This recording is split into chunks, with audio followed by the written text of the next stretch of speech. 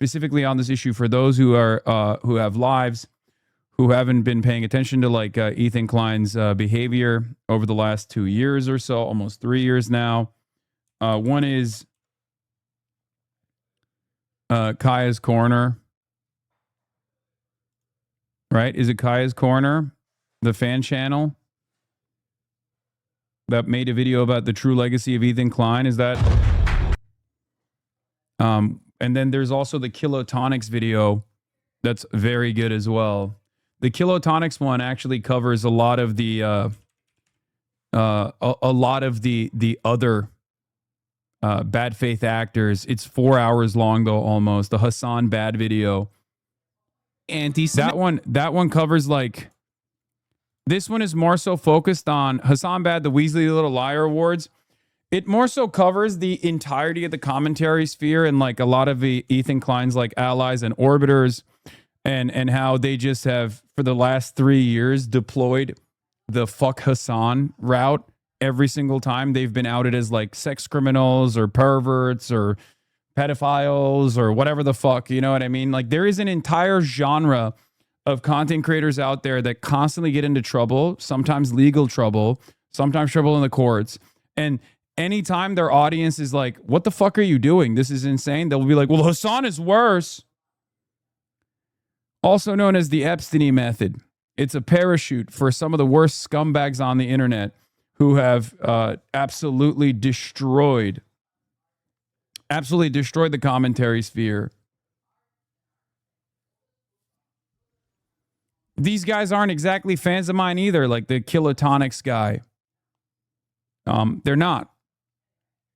I don't think that they're fans of mine at all. And they certainly used to be haters of mine for the longest time. I think many of these guys actually come from the Destiny Orbiter community, and they used to be Orbiters of Destiny, and then they realized that he was a real piece of shit who was kind of using the fuck Hasan method to get away with doing actual fucking criminal shit.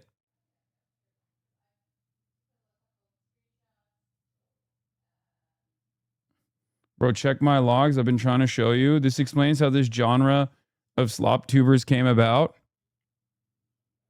Oh, this is how to radicalize a slop tuber. I've seen this by Data Mail. Yeah. The Kilotonics video is insane. I never knew you had more villains in your rogues gallery than Batman and Spider-Man combined. Yeah. I do. Here, let's just watch this a little bit. Let's get a little taste of this.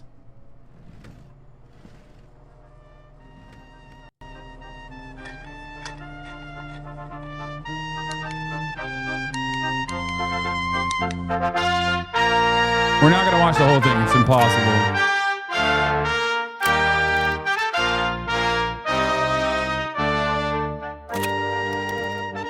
All right, so if you've used the internet at any point in the last few years, it means at one time or another, you've probably heard the name Hasan Piker. Hasan, who also goes by Hasan, is 34 years old. He's one of online politics' largest creators, and he's known for taking controversial far-left positions and being very tall. You are tall. He's a tall guy. Hasan is best summarized as being very passionately progressive, anti-capitalist, pro-Palestinian, and overall just having somewhat radical takes that go against the grain. And he can occasionally make comments that have a tendency to make a lot of people very upset. America deserved 9/11, dude. Fuck it. I'm saying it. We fucking totally brought it on ourselves, dude. Holy shit. We did. Over the duration of his career online, while he does have some support around him, Hasan has gradually become public enemy #1 for a lot of creators and their fan bases. He draws some pretty intense criticism from not just the right, but also the left. And lately, he's even becoming more and more of a regular target for a bunch of apolitical idiot slop channels. Hey, Hasan, you crying stupid bitch. Brother, you are the biggest piece of shit I have ever seen. Shut your fucking mouth. The attacks on Hasan range from him encouraging violence, to him being an anti-Semite, to him simply being kind of stupid, which is probably kind of true. I don't know which is which, dude. Doesn't know where Yemen is? I think... Nope.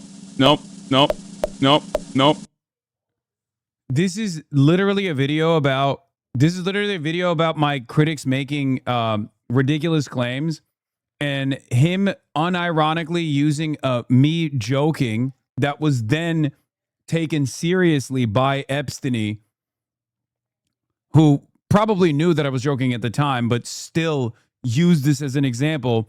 I still remember this. I accidentally couldn't find where Turkey is. Of course I'm fucking joking. You didn't think about that? I clicked on Turkey, the country that I'm from, that I lived in for the first 18 years of my life. I was baiting my fucking chat. Nope. Got it.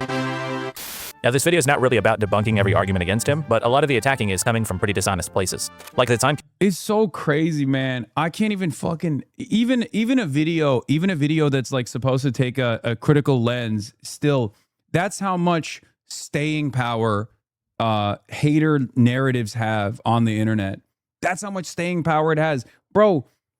Before that video, before that me fucking around on stream, I had written extensively about the crisis in Yemen, like years prior to that.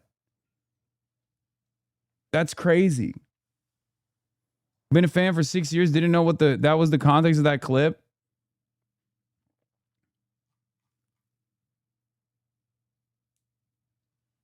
It blows my mind. Getting the treatment of a woman not being able to make jokes. I know. I mean, that's besides the point, for the record. Like, that's obviously not that serious. Who cares? But it is kind of wild that, like, even a video that's supposed to take like a 4-hour, very critical approach to like what my fucking haters have developed around me as like this mythology of a stupid guy who is also very bad and a dangerous terrorist, still ends up falling for it. You know what I mean? people claimed that Hasan urged his viewers to kill U.S. Senator Rick Scott. Here's what he said. If you cared about Medicare fraud or Medicaid fraud, you would kill Rick Scott. This clip got Hasan suspended, and many to this day claim that he was issuing a death threat towards a U.S. senator. The issue there is that Hasan is clearly talking to U.S. Speaker of the House Mike Johnson, who's making remarks about how much he wants to combat Medicare fraud. The reason why I'm saying if you cared about Medicare or Medicaid fraud, you would kill Rick Scott and not make him a prominent part of the Republican Party. So Hasan is clearly saying, Mike Johnson, if you actually cared about Medicare fraud, you'd do the opposite of what you've done with Rick Scott because of how egregious of an offender he is. Rick Scott is pretty well known for conducting one of the largest healthcare fraud schemes in U.S. history when he was chief executive at Columbia. So to say Hasan was urging his viewers to kill Rick Scott is an outright lie, and to say it was any kind of death threat would also be pretty fucking stupid. So that's just one example of what are very common dishonest attacks on Hasan. There are, of course, genuine criticisms to be made about him, and we'll go over a few of them later. But those tend to get lost in this sea of total hysteria. The widespread derangement that people have for this guy, as over time... Let me guess, the genuine criticisms are also still going to be like mostly base-boosted hater critiques, rich socialism, dog abuser, lives a lavish lifestyle, which is directly contradictory to his advocacy.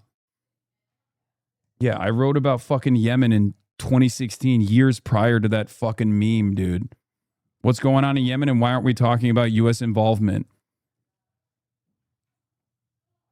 That's like 3 years before that meme of me being like, oh, where's Yemen?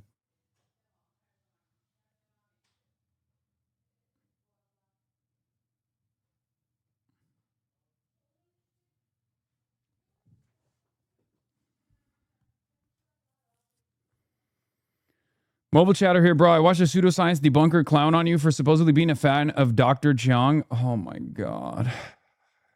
Devolved into attacks on anyone he associates with, calls for him to be deplatformed, and people have even become pretty chill with the US government violating Hasan's First Amendment rights. No, I'm not saying you can't dislike the guy, I don't give a shit. The dude preaches socialism and drives a Porsche. Like, I get it. I'm not a Hasan fan, I've literally never even watched a Fucking called it. single stream of his, so personally I don't care. But the tendency for people to lose their minds and just make shit up whenever Hasan is involved left me wondering, how did we get here? Ethan Klein, also known as H3H3, is 40 years old. He has a massive following on YouTube, and he's a pretty significant figure in the history of content creation, going back to the early days of React videos. You know, I read a book a day not to show off. It's, again, about the knowledge. By the way, he's got a really interesting technique for reading books, and when he says he reads one book a day, well, let's just say. If you want to understand how strong and how powerful the Hasan bad aura is, especially in the commentary sphere, even a commentary guy who's like going to dissect how stupid these arguments are has to still hedge their positioning by being like, yeah, this guy is bad. You know, I have my own opinions about how bad he is. And that literally always has to go back to champagne socialism. He's a dog abuser, whatever the fuck these guys have like leaned into. It's just, it has to happen. I wish more people would explore whether or not this is inherently contradictory to my worldview at all, you know? That would be maybe one day. Maybe one day we'll get there. One day we're going to get there where people understand that, you know, socialism doesn't mean you can't have nice things, or socialism doesn't mean you can't be successful in any way, shape, or form. It's about unlocking that very same autonomy for all people. Okay? We will have to redefine the word read. Have someone else read it for you. That's awesome. Along with his own content, Ethan's also well known for winning a landmark copyright infringement suit in 2017 filed by Matt Haas, whose video Ethan reacted to. That case was one of the first examples of fair use for React content being successfully argued in court. In 2021, Ethan and Hasan started a podcast together called The Leftovers. It was a political and cultural talk show with a left-leaning slant, and the show was a huge success. Until October of 2023, when a Hamas-led terror attack targeted Israeli citizens. After the attack, Ethan and Hasan went live for an emotional episode discussing the events. As a father, it's even hard to talk about. This dude was holding his infant. It was like a year old. Ethan is an Israeli-American dual citizen and feels passionately about Israeli geopolitics. He's also married to Ela, who was born in Israel and served in the IDF. The clients actually even met each other in Israel. Hasan, on the other hand, is passionately in support of Palestine, and the resulting ideological differences between the two led to some on-air friction following the start of the conflict. Oh, My Their timing matters.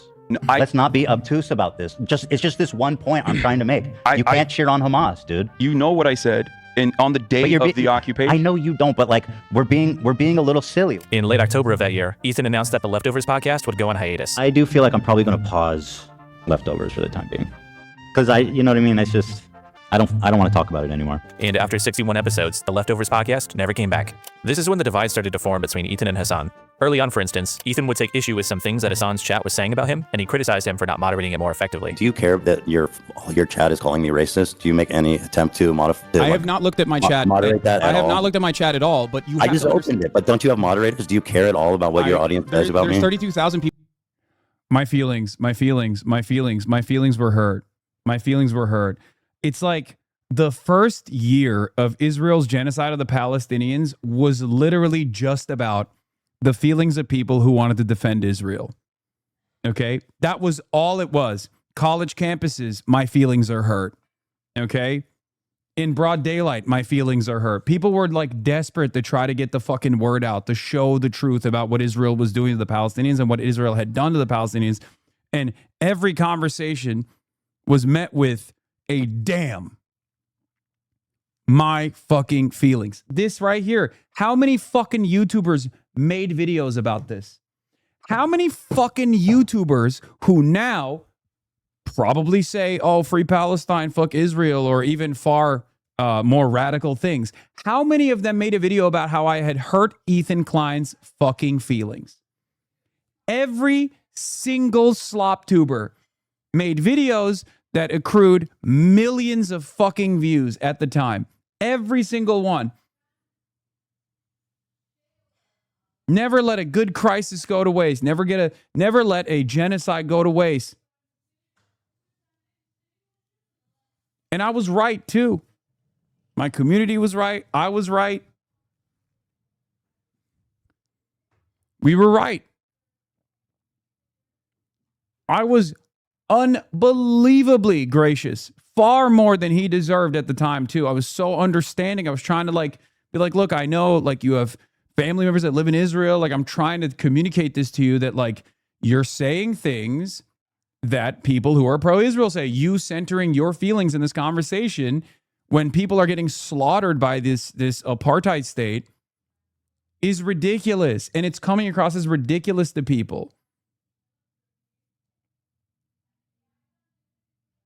People in here right now. I'm just trying to tell you guys how it feels. And I'm fucking shocked that you don't care that people in your chat are saying, who the fuck is this child, cold, arrogant, Ethan, as fuck. I love you, but there's only so much I can do. How can you be surprised when you're To save us time, let's not get too bogged down with specifics. Yeah. And then people are like, people use that to be like, oh, remember XQC? You got mad at XQC? Yeah, dumbass. I did. Because XQC was farming me for also being right about the fucking gambling situation. I was right about the gambling situation, and he aggressively leaned into attacks against me and my community for being right about the gambling situation, but too early, far too early for people's taste. And people went along with it. And to this day still, they fucking aggressively hound my ass. Okay? Same with fucking Ethan. Because for a lot of people, they have baby brains. They can't think of concepts beyond the parasocial feelings that they have for their favorite content creators. Oh, you hurt this content creator's feelings. Fuck you. You hurt that content creator's feelings. Fuck you. Especially when we're talking about like a geopolitical incident, a fucking genocide, the crime of all crimes. Like, who gives a fuck about people's feelings? Stop being babies, man. How can you behave in a tribalistic manner towards your favorite content creator and feel slighted at their behest?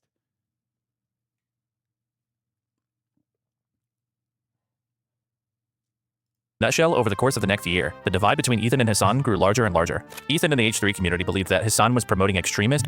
Is this the guy? Didn't we ban him before? For the record, I don't agree with the champagne socialism criticism. I was just saying I understand why on the surface some people get rubbed the wrong way. I don't think you're bad. Smile. Oh, one day, that's the Mount Everest of socialism. The idea that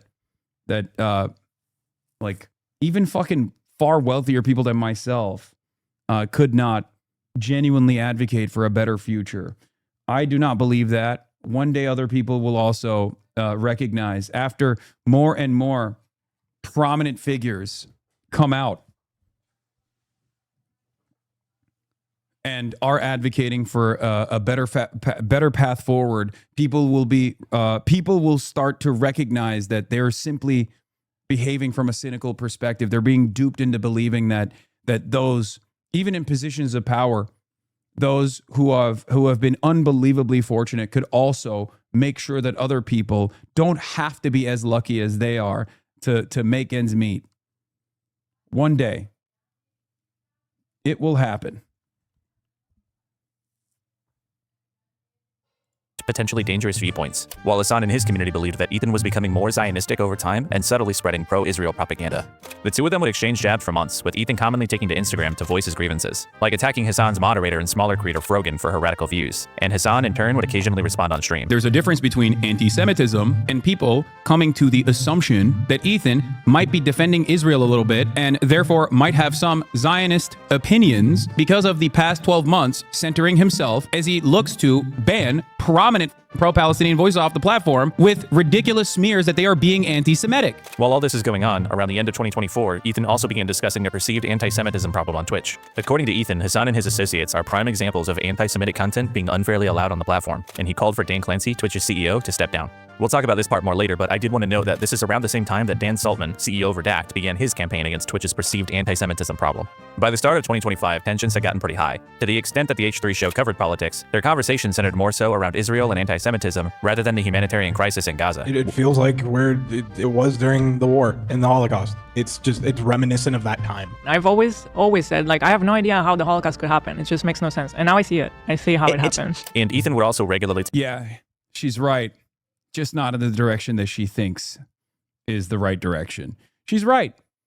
I've often wondered how evil could manifest in society to such a degree that people would turn a blind eye to these atrocities. And then I watched the last 3 years unfold. I watched people turn a blind eye to said atrocities.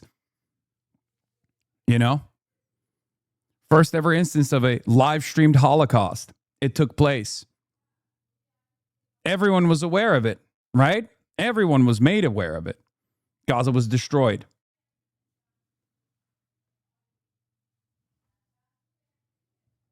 Take to Instagram to go to war with H3 Snark, a subreddit dedicated to A-logging and talking shit about primarily Ethan and Hila.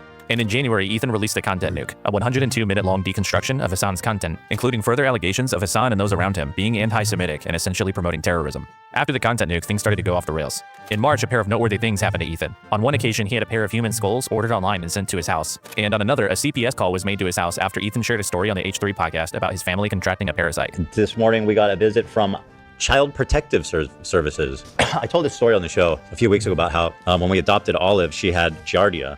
And then Sonny started having diarrhea, so we suspected he might have Giardia. Seeing as that he's an infant, he's crawling around, he's putting everything in his mouth, etc. Then in June of last year, Ethan revealed that he had registered the content nuke with the U.S. Library of Congress. I also can't even understand how like any of that got tied back to Denims, myself, Frogan, or any number of different individuals after the fact.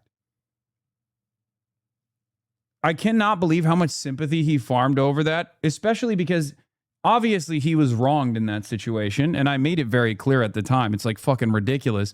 But then he turned around and took all of that sympathy to attack others and falsely fucking blame people, smear people over and over again. What a ridiculous crock of shit that was, dude. Everyone, iDubbbz too, everyone was responsible for CPS. And that he's filing copyright infringement lawsuits against Frogan, Denims, and Casey Tron, 3 Hasan-adjacent creators who, according to Ethan, reacted to the nuke in a non-transformative way. And that's kind of loosely where we're at. What started as a political disagreement has spiraled into 3 copyright lawsuits, a campaign to financially harm Twitch, and by consequence its creators, and a long, bitter, and kind of pathetic feud, where you will be forced to pick a side. But before you pick a side, while you may feel some sympathy for Ethan because of the very real harassment that he's faced, or maybe you just agree with his takes on Israel or anti-Semitism, we have to make sure we don't forget about the most important thing in the whole situation, which is that when it comes to Ethan's narrative, this is all complete bullshit. If you can look past some of the political disagreement and analyze the Ethan and Hasan conflict in its entirety, it's pretty clear that Ethan is an insecure, neurotic, vindictive liar. And his crusades against Twitch and Hasan and subreddits, these are all just dishonest missions to silence people who are saying things about him that he doesn't like. What's worse is that this clown show is being encouraged and facilitated by a host of hacks and other liars around Ethan that have attached themselves to him, sometimes just to further their own dishonest agendas against Hasan. Now, normally I wouldn't really care that much if a bunch of lying freaks all band together to help each other out with their controversies. That's kind of to be expected. But what elevates my distaste for all this stuff, and what should elevate yours, is that standards of behavior that have long been widely held on the internet are being totally abandoned, all in the name of Hasan bad. Historically, things like lying, harassment, calls to the platform, or abusing copyright would get you absolutely torn to shreds. But when it comes to Ethan and all his yes men, everyone all of a sudden seems to be okay with those things. And it's just because of who's on the other side. Ethan Klein isn't the originator of the mass derangement about Hasan, but his situation has given some of the most annoying drama slop tubers the perfect vehicle to pretend to have political opinions, escalate their grudges, and in the process, smash all standards of behavior for political and commentary creators. So today we're going to recognize some of these creators. It's true. I mean, it bricked and probably even created a new funnel for right-wing to far-right content creation and right-wing to far-right viewers that created like the next Gamergate, basically. This was before I ever came onto the scene, or when I was at the Young Turks and a smaller content creator that was like largely irrelevant in the grand scheme of things. Obviously, there were a lot of content creators who were doing this by attacking the Young Turks, and they created a funnel. You had the Gamergate era. A lot of people were radicalized and went down the right-wing rabbit hole back then. This is the new rabbit hole. The new rabbit hole is anchored around developing unbelievable levels of enmity towards a designed villain of the internet. And it has made people's standards completely fall apart. No one has any standards anymore. The type of shit that people would normally criticize across the board, the rest of the internet would create this like protective ecosystem, the community would self-police in these sorts of circumstances. If there was a content creator that was like going after people's money, for example, going after their advertisers with like slander, with ridiculous claims, most people would, yes, I said designed, not designated, designed. The reason why I said designed as a figure of enmity is because there should have never been this level of anger and hatred unless all of these guys are super fucking far right. Many of these guys are not even far right. They just position themselves as anti-left. Okay? They position themselves as anti-left. And for the last like 7 years at this point, I've just been on the receiving end of a barrage of smears, A-logging, cyber stalking. And that's part of the reason why so many people's opinions of me have been shaped by that. And not only that, but I think a lot of these people, without even realizing, have developed right-wing opinions. There are plenty of these people. There are plenty of people out there who just kind of watch TikToks or watch these clips or watch these drama summaries, who would self-identify as liberals, who, without realizing, think that such a toxic, odious, repulsive figure like myself could never be in favor of a good policy. So they end up thinking like, oh no, everything that he's advocating for, all the candidates that he's advocating for, he's stumping for, they must also be bad. Their only worldview revolves around what these content creators have developed, which is not sincerely held beliefs, Not like an actual, moral compass or anything like that, but just whatever the fuck I'm doing, they're against. For their contributions to this online culture shift. One where truth doesn't matter, there are no bad tactics, only bad targets, and anything goes as long as you win. These are the Weaselly Little Liar Awards. Starting with Ethan Klein. This is a lie. Yeah, it does not look. This is a disgusting fucking lie. And here on the H3 show, we tell the truth. And soon we're going to be able to do that. So I'm really very grateful and excited for that. Because I am honest to a fault, Dan. I'll have you know. Yeah, no, that I'm aware of. I would never, I don't lie, but some people do lie. Name one thing I've ever lied about. You can't. I'm allergic to lying. Bro, I'm truthful in every fucking conceivable way. I feel like I'm honest to a fault. I'm not a liar. I don't believe in lying. I would never lie to you. I've never lied. I am not a liar. I feel like I've never lied about anything in my whole career. I wish you were more of a liar. It would probably save us a... Being anti-left inherently makes you open to the far right. Yes, and that's precisely what took place. Anti-communism oftentimes doesn't stop at just liberalism. It takes you to weird fascist pivots. This is a smaller version of that, like a more online drama-focused version of that. Because I was presented as the figurehead of all things left by a lot of these people, they didn't even realize, but many of these people that watch these content creators didn't even realize, but they were developing enmity towards the left and the left position of American politics while they were simply trying to stay informed. When I started researching for this video, I already knew that Ethan had been dishonest about some things throughout his feud with Hasan, but I was a little Kilotonics, don't sue me for walking away to piss. Surprised to learn just how long of a history Ethan has of dishonesty. A very clear and repeated pattern of it, in fact. Now, you'll very rarely catch Ethan in a direct, overt lie. What happens far more commonly is that Ethan will kind of just say things. He makes statements about other people or ongoing situations as though they're a fact, when he has no evidence to be saying the thing that he's saying. For instance, back in 2021, there was this whole falling out between Ethan and his former podcast co-host, Trisha Paytas.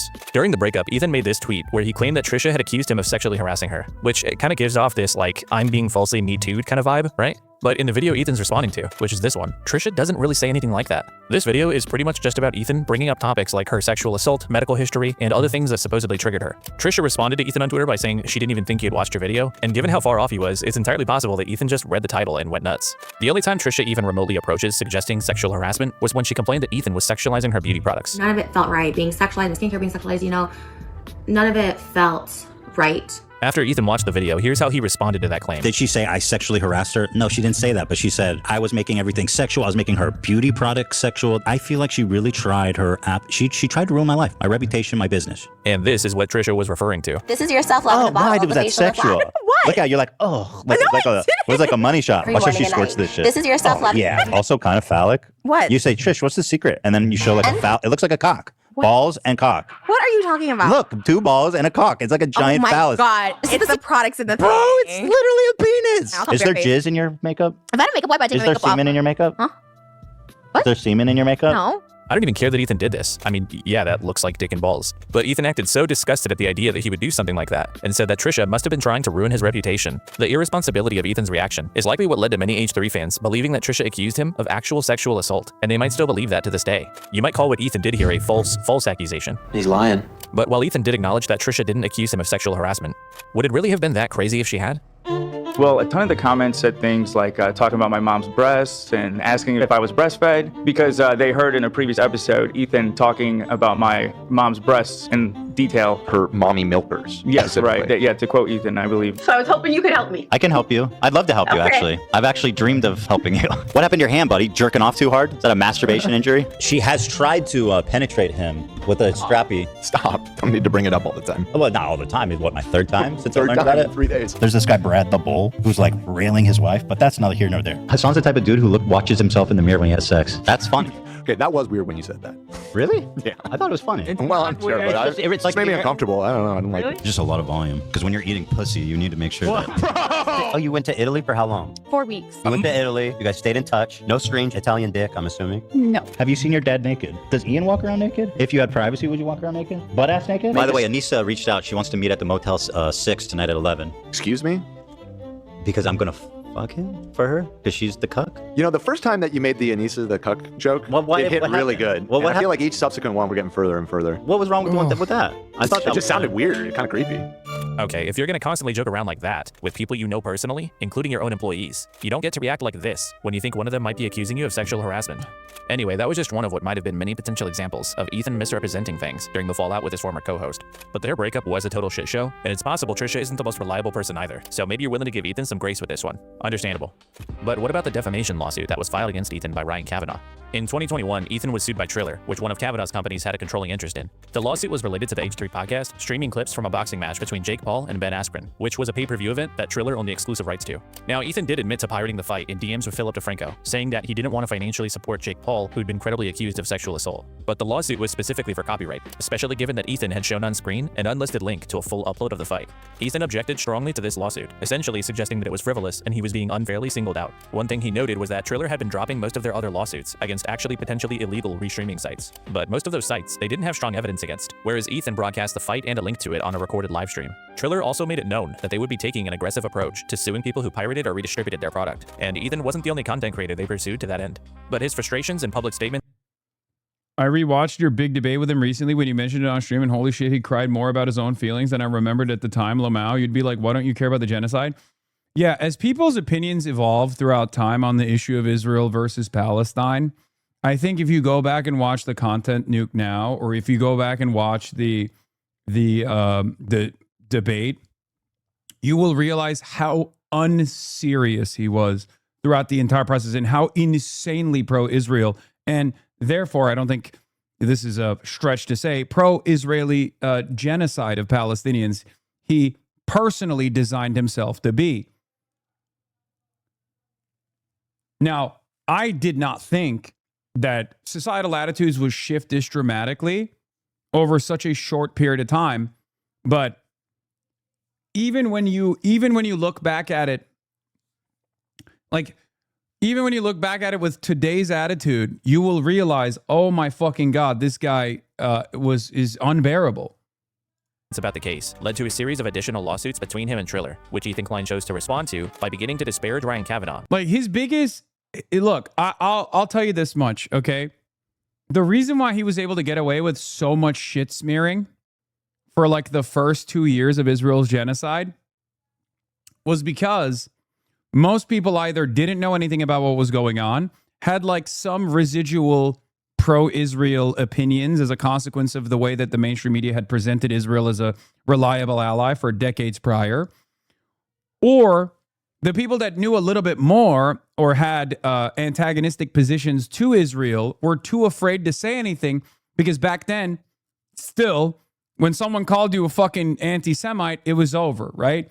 And there are still plenty of content creators who refuse to touch this issue because they either don't know enough or can't hold their own in a debate or a conversation around these issues and are genuinely still terrified of being hit with that cannon of gross accusations and smears. You have to remember that. That's why, if you're wondering why so many fucking content creators remain silent throughout this entire process, that's a big part of the reason. That is a big part of the reason. Because they thought, oh, this is bad. I don't want to touch this because this is Israel-Palestine related. This is politics related. The Sabragate. Like, remember? 30-day bans for content creators, including a Jewish content creator, for Sabragate. Because they did a hummus tier list. And they ranked the different kinds of hummus that was good to shitty. And people sat around, Asmongold, Ethan Klein, Destiny, they all sat around and made sincere pleas to stop the anti-Semitism.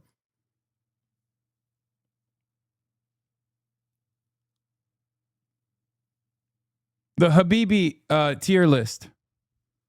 Who has the Habibi, not the Sabra tier list, sorry. Who has the Habibi tier list? I fucked it up. There's been so many things that I literally forgot what took place. There's been years and years of this shit. So I apologize. Yes, it was who has the Habibi pass, okay? And Sabra Hummus was the lowest tier. Ethan claimed that was actually about Jews, that like Jews were the lowest tier. Sabra hummus is universally recognized as dog shit hummus. Okay? And I cannot believe that created such tremendous controversy. On the H3 podcast for months on end, Ethan would go live and vent his frustrations with Triller and Kavanaugh dozens of times over the course of the next several months, but the attacking quickly started to veer into pretty weird territory. Ethan became quite fixated on Ryan's ex-wife, for instance, and he'd routinely do bits on the show about her and her new husband, including detailed descriptions of their hypothetical sexual activity. Yeah, those bans were double the length of Asmongold's ban that Asmongold received for saying Palestinians are from an inferior culture and deserve genocide. Look how big the bowl is, though, man. Probably plows the shit out of her, dude. Brad fucking rails her hard. Imagine getting railed by that, dude. Your wife is getting railed by a giant fucking Israeli dude with jacked, huge Jewish cock, and your wife loves it. So you stand in the closet and listen as your dick is in a cock cage. And while we're here, I think it's worth noting that Ryan separated from his ex-wife in 2020, a year before the lawsuit was even filed. So she and her new husband had absolutely nothing to do with it. But Ethan and his community had no hesitation in involving her in their smear campaign against her former husband. And when I say involved, I mean directly. The incessant mentioning of Kavanaugh's ex-wife led H3 fans to start brigading her and her new husband's Instagram page, where they left tons of very weird and hypersexual comments. I was probably getting 20 to 30,000 death threats. He started telling them to go after my ex-wife, who's my best friend and mother of my child. She was getting death threats. They were just, I mean, it was to the point where I couldn't ignore it anymore. And again, these two were not involved in the lawsuit in any way whatsoever. But not only that, Kavanaugh himself claims to have had almost nothing to do with it personally. And it went after, I don't know, 5 or 6 sites. I kind of wasn't involved. I just, knew they were doing it. And then one day, someone called me and said, this guy's like just trashing on you on his podcast. I'm like, I've never heard of this guy. Why would he be doing that? And they're like, they say you're suing him. And I'm like, I've never heard of him. Why would I sue him? Needless to say, I kind of ignored it. And then over the next month, they're like, this guy's done like 30 podcasts on it. And then it was like 50. Ethan and the H3 crew even went so far as making an entire... By the way, maybe more Pegaslop should be worried, actually, because Ryan won that. Does this behavior remind you of anybody else? Perhaps someone living in the beautiful nation state of Singapore, the crown jewel of the world?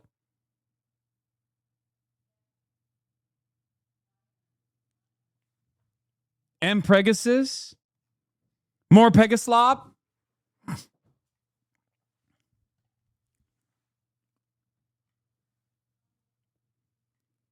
Just saying. Get the cane out, boys. Website dedicated to comparing Kavanaugh to convicted rapist Harvey Weinstein. Our website about Ryan Kavanaugh. Does Ryan Kavanaugh look like Harvey Weinstein? Oh, that's the one. To date, Ryan Kavanaugh has been mentioned on the H3. Are you still fearful of your life because of Pegasus? Always. Every day. Every day I wake up terrified in a cold sweat, thinking about all of the real threats to my life and safety born out of more Pegaslop and his commentary, which is slanderous, libelous, smears. But yeah, I mean, the hyperfixation is insane, right? Like, what I don't understand is like how people don't recognize that as like someone having a mental health episode. 156 different episodes, many of which came after Ryan retaliated against them by filing a defamation suit against Ethan. That case specifically cited comments that Ethan repeatedly made about Ryan's business operating as a Ponzi scheme, which Ethan sourced from a 2019 article from Variety. The issue there is that Variety had amended this article within 24 hours after it was posted, including a full retraction from the original person who called Ryan's business a Ponzi scheme. Now, it seems like this case was ultimately settled outside of court, but Ethan was forced to issue an on-stream apology after the court rejected his motion to dismiss the case, finding that he had been aware of the retraction, but repeatedly restated the false assertion anyway over the following months. You're a liar. You lie. I skipped some of the crazier details about this story, like how Ethan supposedly paid editors to constantly monitor Kavanaugh's Wikipedia page and insert more negative information about him. They said, I won this lawsuit against the guy who propagated it and who's paying to have all these editors do this. The appeal will be held this summer and he'll have to take it all down. We went to a mediation and he agreed to even do it, which is why I know I already knew he controlled it, but he admitted it. But either way, even if you think Trisha is a crazy person, or would you say that more Pegasus's videos make you feel unsafe to do business in the great nation of Singapore? Yes. Yes. I am. As many know, I'm a big businessman and I love doing business. I love doing big business deals, especially, you know what I like? I like that Singapore has been a shining beacon of prosperity and a light in an otherwise dark world. Okay? That's what I like about Singapore. When I think about Singapore, I think about straits that numerous oil tankers and numerous commerce flows through. And I think about the multiple ports that the beautiful nation state of Singapore has. Okay? I think about opening all straits, including the Strait of Hormuz. Okay? Singapore comes to me in my dreams. Did you know that? Singapore comes to me in my dreams. I dream of a better future. One where Singapore is the leader of international commerce. And then I wake up and I realize Singapore already is the leader of international commerce and shipping. That's right. But unfortunately, what makes things so sad is that I can never go there. I can never go there and conduct business. And the reason for why is because of one man and one man only. More Pegasus. More Pegasus and his YouTube channel have made it so that the billions of dollars of trade that I would like to conduct in Singapore is one that I have to forego. I close my eyes and I think about Lee Kuan Yew, that brilliant man who also loved Deng Xiaoping. That's what I think about. Yeah. All of these things could be solved if the Singaporean government took action against one of their biggest criminals, More Pegasus. Yeah. What does Singapore like more than anything else? Improving their GDP. How could they do this? If I did business in the nation state of Singapore. One might call it a city state. I call it a nation state.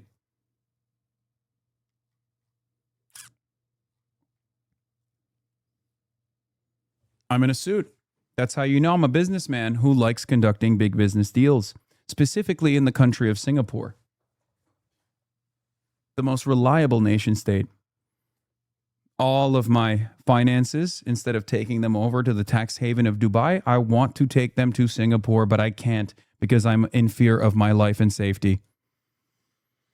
Something to think about. Ryan Kavanaugh is an asshole. Ethan is still shown that he's willing to misrepresent claims, falsely attribute things to others, and even outright defame people that he doesn't like. This guy... What is this? Believe it or not, years ago, Pegasus used to make videos not about you all the time. I used to watch him all the time as a kid to the point I made him fan art. Oh my God.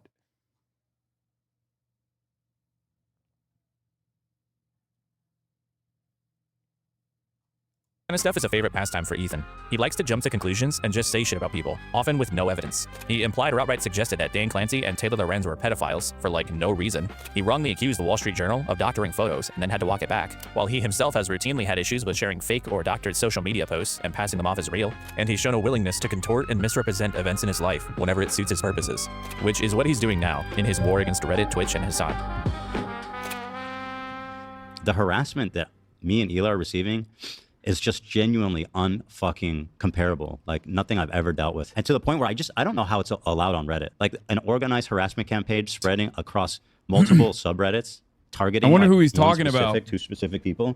It's so fucked up. And once again, to remind everybody that Reddit has no problem with this community that exists solely to do the most insane, unhinged, unacceptable harassment campaigns you can possibly imagine. On the internet today, people think they can say anything they want about me. And by the way, her posting this is continuing the defamation and this whole like snark narrative that they're trying to make like mainstream. And by the way, they're part of the harassment campaign that I can't believe is so big. They're misrepresenting everything I said. They're mischaracterizing, like taking things out of context, fucking, like you guys are part of that harassment campaign, you scumbags.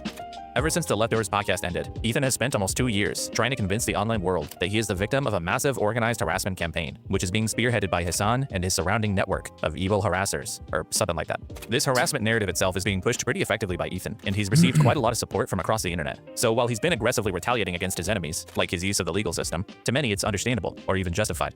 But is Ethan's narrative accurate? To answer that, let's go back to the beginning of the Ethan and Hasan feud, back in late 2023. You'll remember from earlier that one of the first major sources of tension between the two was Ethan being upset at things that Hasan's chat was saying about him. Do you care that your chat is calling me racist? Do you make any attempt to modify? I have not looked at my chat. Moderate that I at have all? not looked at my chat at all. The thing with this argument is, first of all, I don't know what Ethan expected Hasan to do about a chat that looked like this. Like, look at this shit. But more importantly, Ethan seems to not understand that you are the only person who is responsible for the things that you say on the internet. It's nobody else's job to protect you if audiences and comment sections have a negative reaction to the things that you're saying. The backlash that Ethan's been getting online from communities like Hasan's, it doesn't just unfairly come from nowhere. It is a direct response to controversial ideas that he and Hila have expressed after the conflict in Gaza started. The reason why people are saying that is because of the conflations that you made, Ethan. I can't stop people from viewing you a certain way if you're going to make these comparisons that they've heard from actually racist people. Now, to be fair to Ethan, which again, right too early, right on the time, totally correct on that. Like, what am I supposed to do when you sound like Ben Shapiro? Of course people are going to go, oh, you're pro-Israel, actually. And he never understood that. This is literally the starting point. His narcissism caused him to refuse to reckon with the reality that his output was why people were reacting to him that way. I wasn't certainly fucking funneling hatred in his direction. As a matter of fact, I actually consistently told my audience, like, he's not your enemy. Just shut the fuck up. It's fine. He's just a random content creator, until it became impossible to fucking ignore. Ethan, he has repeatedly expressed support for Palestine and condemned the actions of Israel during the war. What is happening in Gaza is disgusting, and it needs to stop immediately. But the Kleins have also often shown a tendency to couple these general condemnations of Israel with things like flowery praise about the country and how free it is. What I want to do is show you guys how I see Israel, how beautiful, how multicultural, how like free it feels for people, or highly incendiary statements about people who were saying free Palestine too closely to October 7th. When you come out and say free Palestine after they just lost everybody, that's not what you should be saying right now. And I'm free Palestine too, right? It's just the timing. I know what it is. You're saying I support Hamas. I mean, that's what you're saying. I'm just saying don't cheer for terrorists. I don't think that that's a crazy take. If you think it is, then let's go invite the Iraqi terrorists who are exacting revenge to come to your city block and kill every fucking one you love. If you think Hamas is dope, just remember, you deserve to be burned alive by terrorists and your whole family murdered in front of you.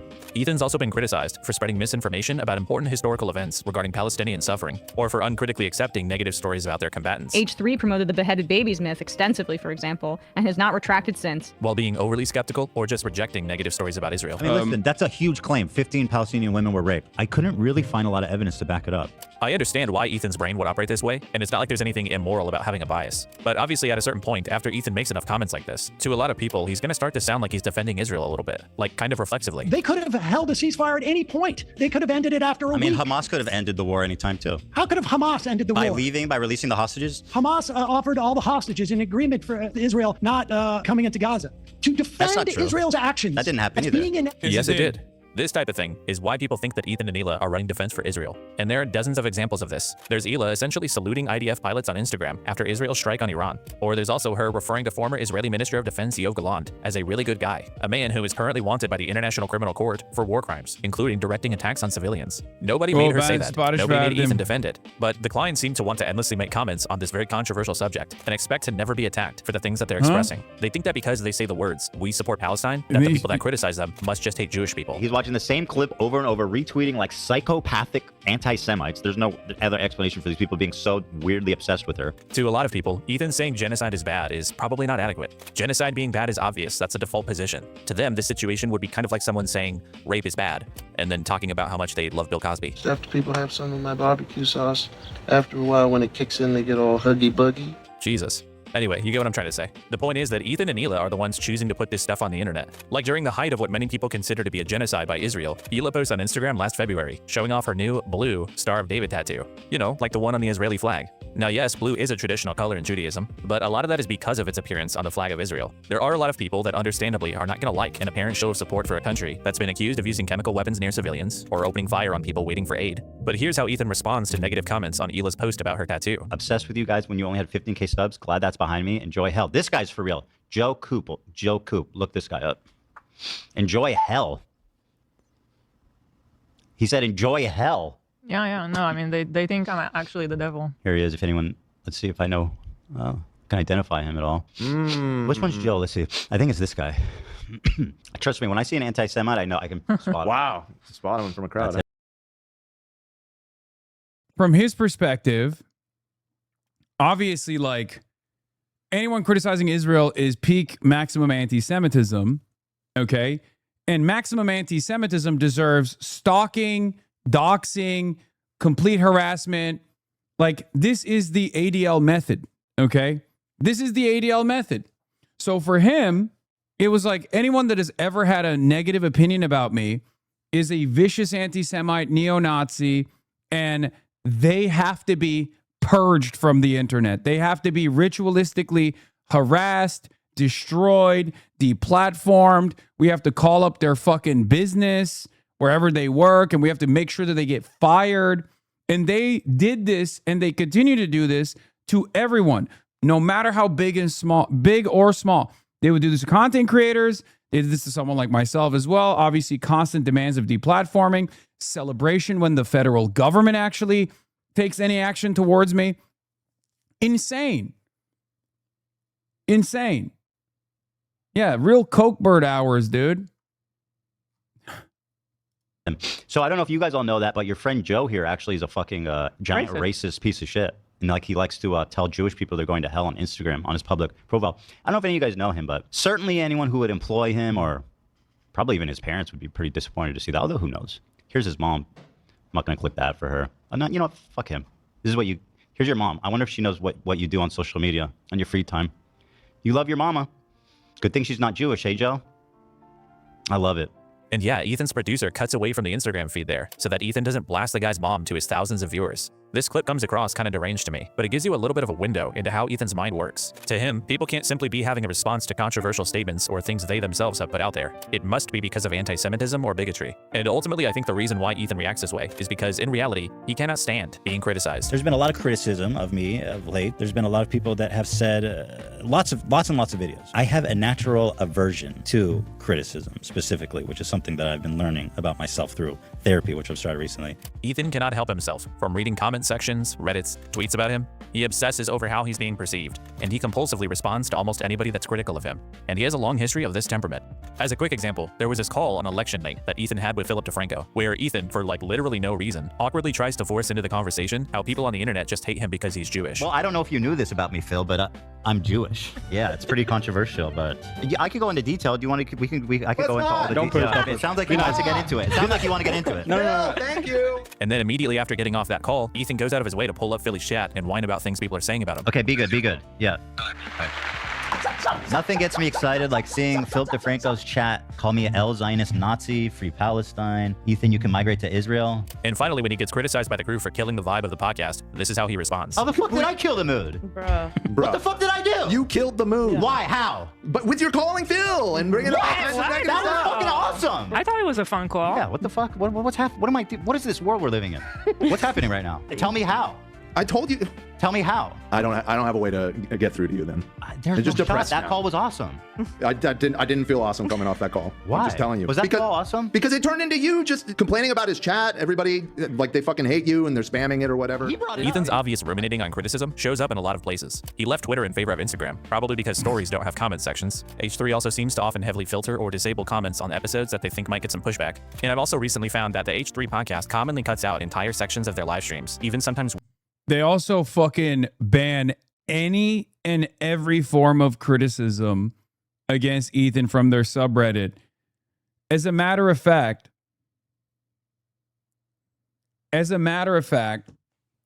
it's such a common issue that it literally is responsible for entire communities of former fans. Like, Ethan moderates it personally. I'm sure he has like a, moderation team and shit too, but like he moderates it personally. My Reddit, I don't fucking touch.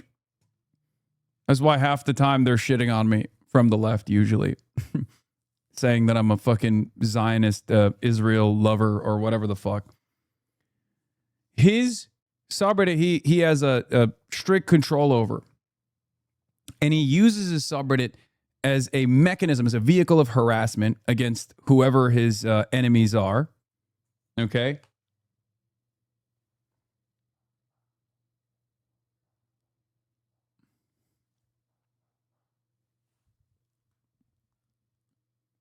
Yeah, okay, buddy's even worse. Okay, but he cooks my ass even further than r/Hasan. Way after the fact, Pikers. seemingly in response to criticism, which I guess they do have a right to do, but I will say as someone who's currently trying to criticize them, it's pretty fucking irritating. But all this is to say, Ethan isn't a fan of being criticized, at all. And when he started facing a lot more negative scrutiny after October 7th, it seems like he wanted Hasan to exert sweeping control over his entire audience's perception of him. And despite how unrealistic that is, Hasan still tried. Ethan is not your enemy. You should not yell at Ethan. Ethan is my friend. I think he's an empathetic person. I will always stand by Ethan's ability to empathize and want to learn and want to change his perspective. Changing your perspective on an issue that is like near and dear to your fucking heart is virtually impossible. I will forever have respect for him for doing that on his own. You need to, as a community, also stop fucking ripping into Ethan non-stop. But it was never quite enough for Ethan. He genuinely hates you, bro. I know he does. I wish him well regardless. And eventually, Ethan declared war on all things Hasan, which brought us to where we are now. Now, what Ethan could do is he could stop reflexively defending Israel. He could stop commenting on the issue altogether. Maybe he could reflect on and internalize some of what people are telling him. Or he could change nothing and just accept that some people Age like milk. Yeah, no, worse age like milk moment of all time. I think my biggest strength and my biggest weakness is my predisposition towards redemption. It's my biggest strength, but nobody ever fucking recognizes it when it's successful because now we have more allies. But when it fails, oh my Lord, when it fucking fails, nobody ever lets it go. I will never stop being charitable to people regardless until someone is shown that they are irredeemable. And I think a lot of people have a very different standard for what it is to be irredeemable. I have a much greater bandwidth for that. Okay. I'm never going to stop being charitable to people because I know for a fact that this community wouldn't be what it is if I stopped doing that, if I engaged in like demands for purity, things of that nature. But, you know, I do recognize it, okay? I do recognize it. I come across as stupid sometimes. I have been played a fool. I know. Aiden Ross, XQC, Ethan Klein. You know, there are plenty of content creators that I have been endlessly charitable to. Hope that I could change them. Hope that I could change their minds. You know? I'm going to keep doing that. I'm going to keep doing that because I hope that everyone can change their minds one day. I believe that. I sincerely believe that. People on the internet are going to have a problem with it. But of course, he hasn't done any of these things. Ethan has instead chosen to lie. He's built this myth of a mass harassment campaign against him, and he's using this lie to try to financially harm Twitch, change Reddit policy, and abuse. Hey, Hasan, does more Pegasus videos of intense bullying and harassment ever cause you not to eat and lose sleep? All the time. Thank you for asking. All the time. Yeah. It's real. All the time. And worst of all, this is a fairly large community of business-minded individuals, as you know. A fairly large community of business-minded individuals who are titans in their own might, in their own right, across numerous sectors. And interestingly enough, most of it revolving around logistics and shipping and ports. And so it's not just about me wanting to no longer do business in the beautiful nation state of Singapore because I'm genuinely fearful for my safety and security, but it's also this entire community designed around shipping, international shipping and commerce. A lot of importers and exporters that also probably feel a sense of reluctance utilizing Singaporean ports as a direct consequence of the insecurity that they feel about more Pegasus's YouTube videos and harassment, mass harassment. Remember, I wear suits and everyone in my audience also does that as well. And a suit is a sign of someone who is invested in the import-export industry, in the import-export field. Did you say logistics? I'm working out some deals with the Port of Singapore right now. Wow, I didn't realize your stream was so business-minded. Yeah. Yeah. Norway scored a goal. Goddamn. Yeah, this is Maersk executives. Most of us. Some in the shipping industry, specifically for insurance. Why else would we cover the comings and goings of the Strait of Hormuz so aggressively? Why else would we monitor the situation almost on a daily basis? It's because we, as a community, care about the opening of all straits. We care about the free flow of commerce. The court system against the people that he holds responsible for his decline in popularity. The three main things that Ethan's been dishonest about are H3 snark, the CPS call, and the copyright lawsuits. Let's start with snark. After the leftovers ended, the growing rift between Ethan and Hasan's communities sparked increased activity on the H3 snark subreddit. For those of you that don't know what snark means, here's a quick overview. Snark communities are online groups dedicated to sharing negative or critical content about a figure that the group is centered around. That's it. They're basically just groups of people who dislike an influencer or a public figure, and they talk shit about them, laugh about them, criticize them. That's all it is.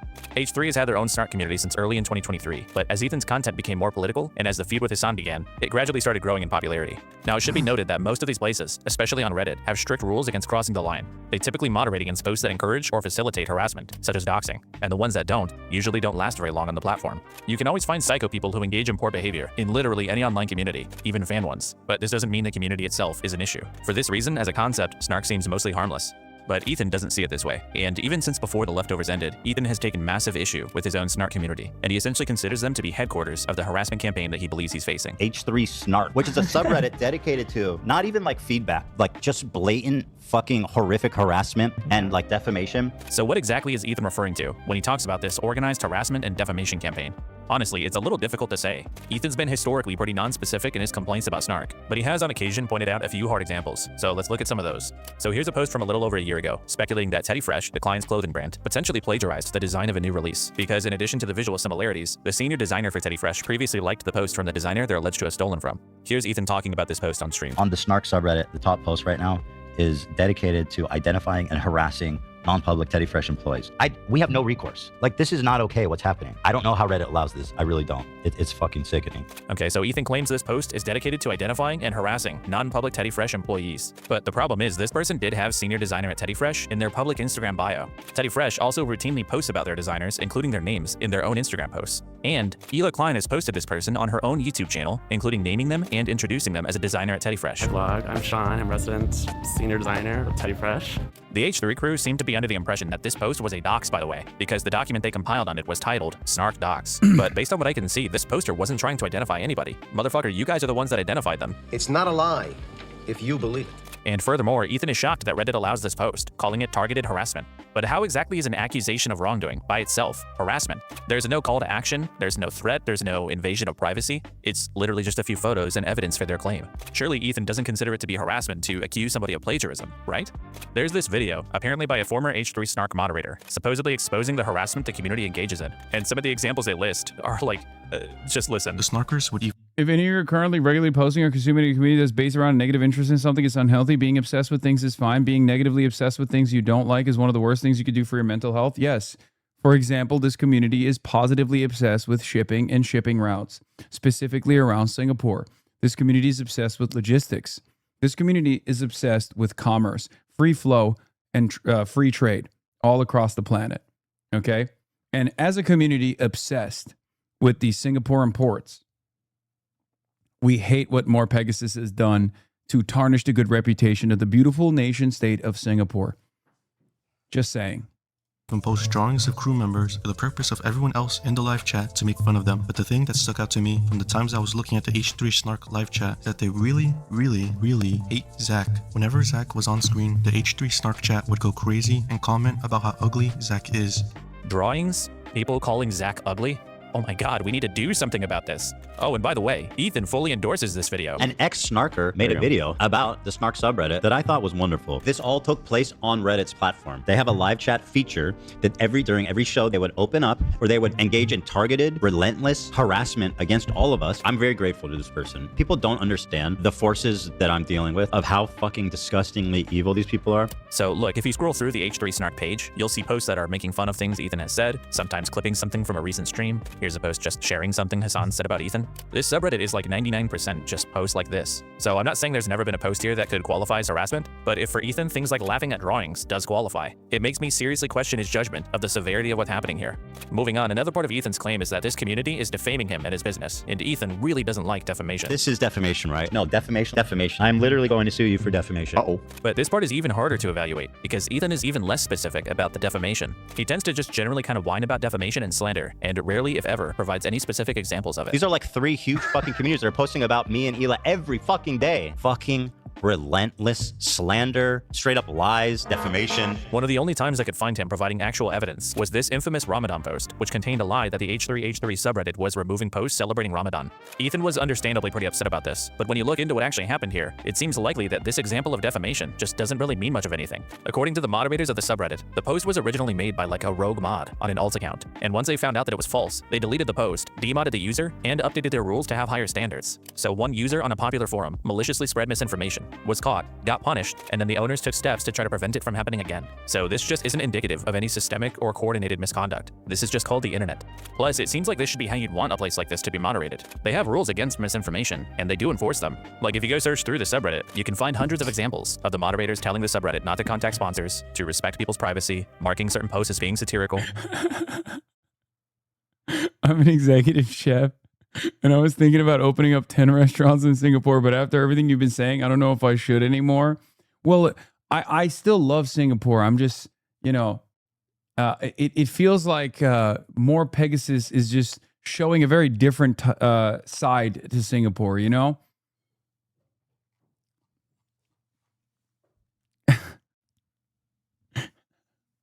Don't give up on Singapore's beauty. And don't give up on serving as an executive chef the great people of Singapore minus more Pegasus. Right? Misinformation, incorrect data entry like that boils my logistics industry blood.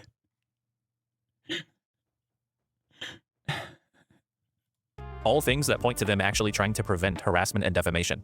Like with any popular forum, some stuff might occasionally slip through the cracks, but this stuff would be outliers. It's quite obviously not the purpose of this community. So Ethan's claims that this place exists solely to conduct an organized harassment campaign against him are at best flimsy, and at worst, kind of bullshit. But there's one more thing Ethan has shown, and it's this screenshot he shared from Discord of supposedly a moderator of H3 Snark sharing the address of the H3 and Teddy Fresh studios. Now, if this is exactly how Ethan describes it, it could be an issue. But this looks like a private DM, not a public Discord server. There's no information about who this was sent to, whether this person is still a moderator, whether they even ever were a moderator, or whether any of the other mods knew about it. So I kind of just don't really know what I'm looking at here. Without more context, this just isn't evidence of organized, coordinated harassment. This could be nothing more than just one person doing something wrong, which again can happen in any large online community. So look, my perception of what's happened here is that Ethan conflates harassment with unwanted negative scrutiny, and he might even conflate slander with things he disagrees with. 99.9% of the users here are just talking, making jokes, criticizing him, voicing their opinions. Some of them may say things that are untrue or even cruel, but dude, that's what the internet is. H3 has millions of subscribers. At a certain point, you can't control what everyone says or thinks about you. So as far as I can tell, Ethan just isn't the victim of anything unique here, but obviously he disagrees. Bro, why do you keep talking about Pegasus in Singapore? I literally never heard of this guy. Ha ha ha. Can someone explain, please, why Hasan keeps telling you we're joking? It's called memes, okay? That's what we're doing. But what's not a meme is our love for shipping, commerce, and logistics. What's not a meme and not a joke is art. Look at the suit. What does the suit tell you? That I'm a business guy. Okay? I'm a numbers guy, and I really like doing numbers, specifically in the beautiful nation state of Singapore. Okay?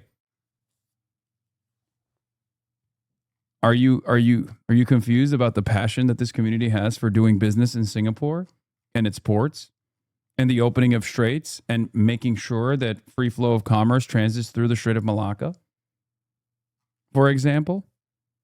Because that's a fixture of this community. I mean, this is a community that is designed around trade routes. And his response to these insults, to criticism, and to this one lie that was ultimately removed was declaring all-out war on Reddit and H3 Snark. And it's just fucking disgusting. Like, Reddit, you are disgusting. Fucking shame on you. The CEO, the officers, everybody. Yeah, he also, didn't he also want to do like a Laura Loomer style situation where he was going to like lock himself up to chain himself to like Reddit headquarters or something, in the same way that like Laura Loomer chained herself to the door of Twitter. Everybody who's in this company is 100% liable for everything that's happening on all these snark subreddits. He started by going to Reddit and complaining about Snark numerous times, demanding that they take action against the subreddit. And I've tried to notify Reddit, and they just don't fucking care. We reported it, and we were trying to contact someone at Reddit. I've gone through every avenue possible with Reddit. If this doesn't get taken care of, then I'm going to have to start holding Reddit accountable. Which led to quite a lot of whining from Ethan when they chose not to do anything. The whole snark phenomenon is so pathetic that Reddit allows this shit to continue. This is another reason why I just cannot fucking believe that Reddit doesn't react. It's so fucked up that Reddit allows this and doesn't do anything. But Ethan did eventually hear back from Reddit, although he wasn't very pleased with what they had to say. We got a hold of someone at Reddit, and we told them about all the snark stuff. It was a comms person, and they got back to us, and they said, well, you guys are harassing people also. You're... That was the funniest thing. Dude, Reddit was like, dog, have you seen your subreddit? It's literally entirely dedicated to this fucking one person. Or not even one person, but like everyone that has ever, in your mind, wronged you in any capacity. Any criticisms of you any criticism of you turns into this subreddit being utilized as a vehicle of endless harassment and enmity. Harassing people, and they're harassing people, so I don't see the difference between your community and their community. And while it would be really funny if Reddit actually said that to him, I highly doubt that that's what Ethan was told. I imagine he was told something more like, this community is totally fine. They're not doing anything different than your own is. But this is where things started getting a little weird. Ethan didn't just disagree with Reddit's decisions. He started claiming that Reddit was conspiring against him to protect Snark. I believe that Reddit is colluding with the moderators of this Snark community and actively protecting it. And to his credit, I'm sure that Ethan really was on the verge of cracking this thing wide open. Twitch has been ideologically captured, and the people in that company are using their terms of service selectively as a form of activism. And I feel that I'm getting the same treatment now from Reddit. Did you know that these two companies in San Francisco, their headquarters are blocks away from each other? It's just interesting. It's just interesting because it shows there's some culture happening in this tech space. I think that these people are all very similar-minded. I think that's what this is telling me. Right. But somehow this airtight narrative didn't gain quite as much traction as Ethan would like, so he started being somewhat openly dishonest about it. For instance, when Adam McIntyre's Snark community got taken down by Reddit, allegedly due to behaviors similar to the H3 Snark page, Ethan took it as proof that Reddit is conspiring against him. But he prefers to just disregard the known fact that Adam's page didn't get removed due to any alleged behaviors, but rather because it was completely unmoderated, whereas H3 Snark has always had active moderators. Ethan is aware of this, by the way, he just chooses to believe something else. It's hard for him to be honest. He lies a lot. He does. In fact, there are often pretty decent explanations for why things on Reddit haven't gone Ethan's way, but rather than opening his eyes, everything only leads him to further believe that Reddit leadership must be snarkers themselves. That's right, it's a big Reddit conspiracy to harass Ethan Klein. That is literally what he believes. I know that it's likely that one of the admins who's being paid by Reddit is participating and protecting it.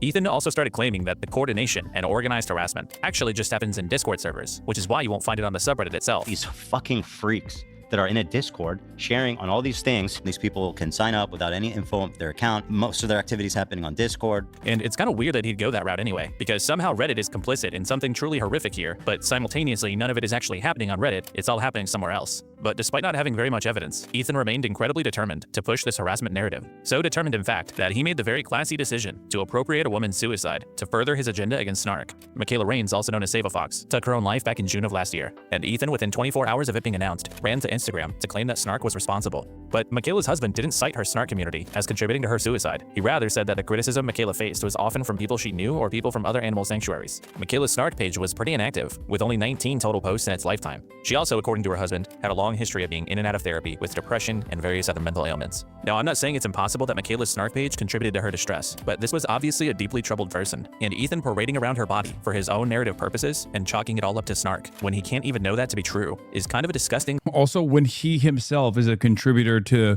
what he claims he's victim to.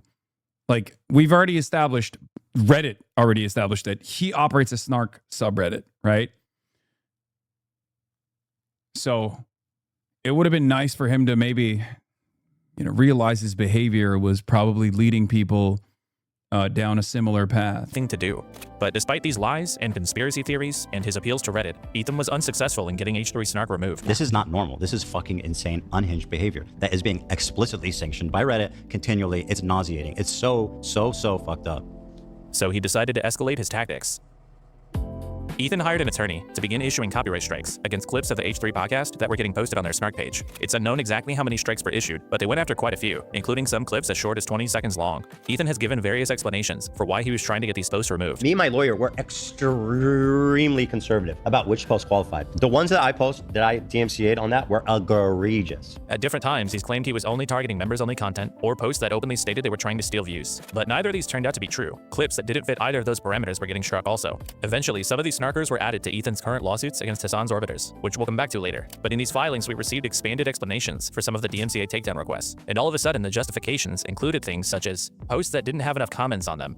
Not a great reason. These filings also claim that H3 was very purposeful with what they chose to strike, listing just 7. I mean, he does realize it. He just doesn't care about being wrong. That's why everything he says is projecting his own actions onto everyone who injured his ego. I mean, there's got to be a fucking moment of introspection, right? Like, how the fuck do you live like this, man? I think one of my best strengths is the crippling self-doubt that I have that plagues me at times. It makes me a less skilled orator, I think, because that crippling self-doubt is always there in the back of my mind. Am I actually getting this right? Is there more information that I'm not privy to, right? When I'm delivering statements and shit like that. But I guess that also helps. That also helps because, like, I do check myself with regular fucking frequency. This motherfucker never does. You're a bad liar. I'm horrible at lying. I can't do it at all. Examples with detailed explanations for each takedown. And in response to the idea that he was trying to silence his critics, Ethan would repeat this claim on stream, asserting that he had only struck a handful of clips from the subreddit. And your dumb bitch ass at the time was saying I was silencing people, which makes no fucking sense because there's like 1,000 posts up there and we DMCA'd like 5 of them. But what they're referring to is just a DMCA. One of their posts of like the hundreds, if not thousands, got DMCA'd. And so the story is that I'm trying to silence free speech because one post of 1,000 got DMCA'd. Like I said, there's hundreds of posts. We removed maybe 5 at most. But months earlier, when complaining about Reddit's inaction against Snark, Ethan had previously claimed to have successfully filed dozens of copyright strikes against them. We've performed dozens of copyright strikes on the Snark subreddit. We have removed dozens of posts. So is Ethan possibly lying to downplay how many claims were being filed? If he is, it might be because what Ethan was actually trying to do was get the subreddit banned as a result of excessive DMCA notices, something that he had seen work with other Snark subreddits before. She told me that she was aware that there's Snark pages that will talk about me and that talk about her, whatever. And she was like, I'm going to give you this number of someone who can take down your Snarks. These people will go around and they will copyright strike things on subreddits to get them all these violations that then they get removed. I'm pretty sure as well that's how, Trisha Paytas got the Trishyland Reddit taken down. But obviously that plan didn't work, so he started making... Just checking in, man. Do you take medication for all that incessant anxiety and depression fueled by hate? Don't mean to be intrusive. No, because I don't have incessant anxiety and depression. I do have self-doubt, but I don't have anxiety or depression. Also, I've been an anti-imperialist socialist publicly on the internet for the last 13 fucking years. This has opened me up to unfathomable lines of attack.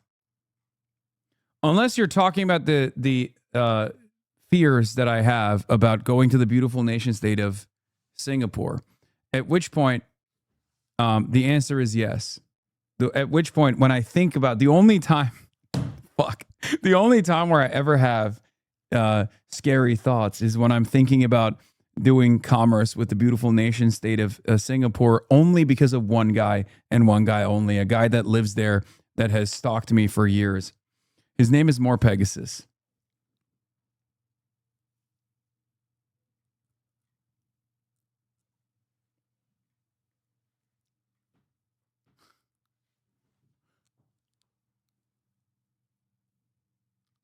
public threats of legal action against members of H3 Snark. And I wanted to briefly point out the very funny way that he talks when he's addressing Snark. He really thinks he's that guy. I will look for you. I will find you. And I will sue you.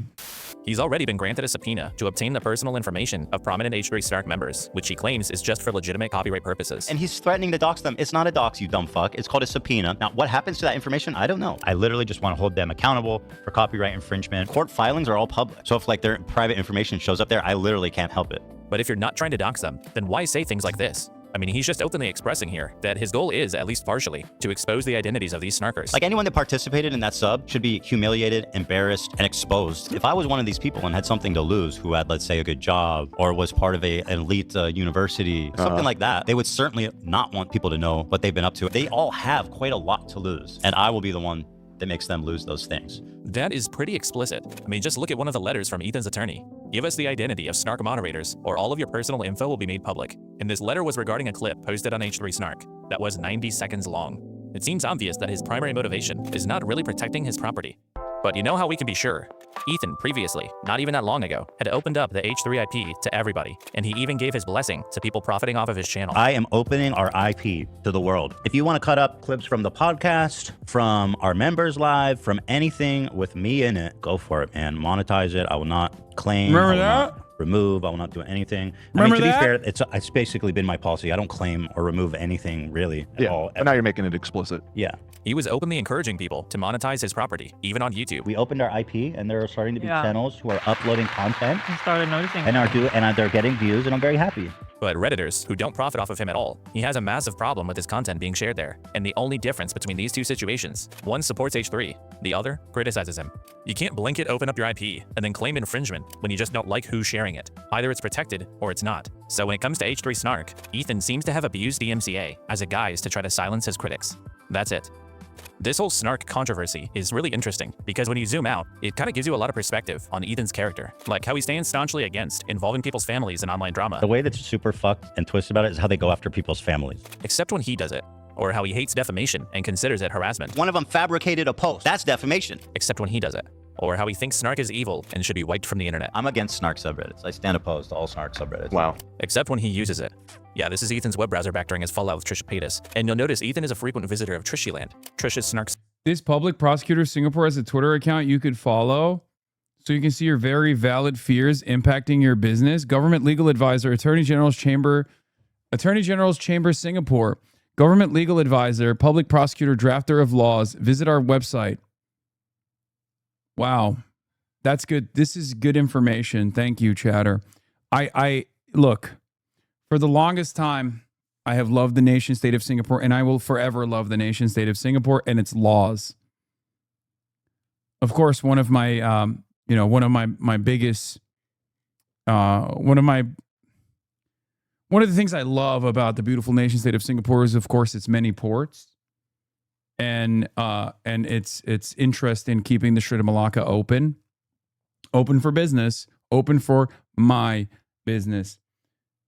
And yet, for some reason, as of late, I've had great anxiety about doing commerce in the nation state of Singapore. I'm very worried about traveling to the nation state of Singapore because of more Pegasus and the incessant harassment that he has engaged in, slander, smears.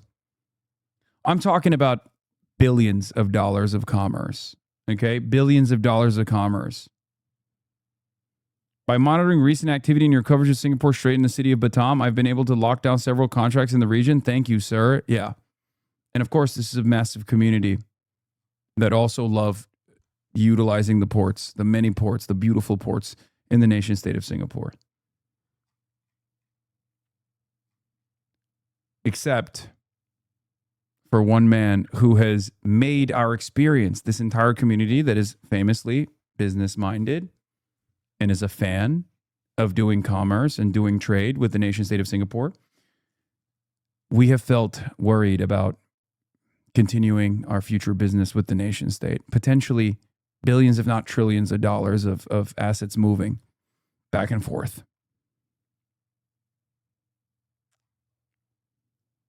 Just something that we're worried about. You know, I'll keep a close watch on the Attorney General's Chambers of Singapore subreddit. Ethan and the H3 crew are known to have been supporters and regular visitors of various Trisha Snark pages, including multiple named after their former podcast, Frenemies. The H3 podcast was actually remarkably public about being appreciative of Snark back when the target was somebody that they didn't like. Frenemies too. Oh, you have to request to join? Well, I got to request access now. Love said he secured Frenemies 12, so we're safe. Okay. Wait, Frenemies 12 is us? Yeah, we got it. Go to Frenemies 12, people, since Frenemies 2 is closed. Frenemies 2 was like home base. You know what I mean? Why have they done this? The irony is that Ethan and Hila don't actually have a problem with snark. In fact, when his own fans engage in the same behaviors that he accuses snark of, he'll just pretend that it isn't happening. It's a numbers game, okay? Some people, obviously, from our audience are going to be take it too far and be inappropriate and say horrible things. This is not my fan base. Them even trying to make it about our fan base is disingenuous, and it's a fucking lie. This is slightly old data, but one of the most popular subreddits among people who also post in H3 subreddit is a makeup snark page. And there's nothing wrong with that. Because the thing is, Ethan is a controversial figure with millions of followers. He's been involved in countless dramas and public feuds with others, and at that scale, criticism is inevitable. Some of it is going to be harsh. Some people might cross lines. But that doesn't mean there's a massive organized campaign against you. It just means you're notable and there's a lot of eyeballs on you. And I don't know how to protect someone like Ethan from every isolated incident of harassment on the internet, but I know that the answer is not silencing all of your critics. Now, some of you might be thinking, but Kilo, didn't these people send CPS and skulls to his house? I don't blame Ethan for taking matters into his own hands. Well, let's see. In November of 2024, Ethan began threatening Reddit with legal action if he couldn't get H3 Snark banned from the website. In December, it was discovered that he had been weaponizing DMCA against them. In January, he finalized his plan to ultimately sue them for copyright infringement. Then in February, he began making vague threats of doxing and exposing the identities of the Snark moderators. And the CPS and skulls incidents didn't happen until March.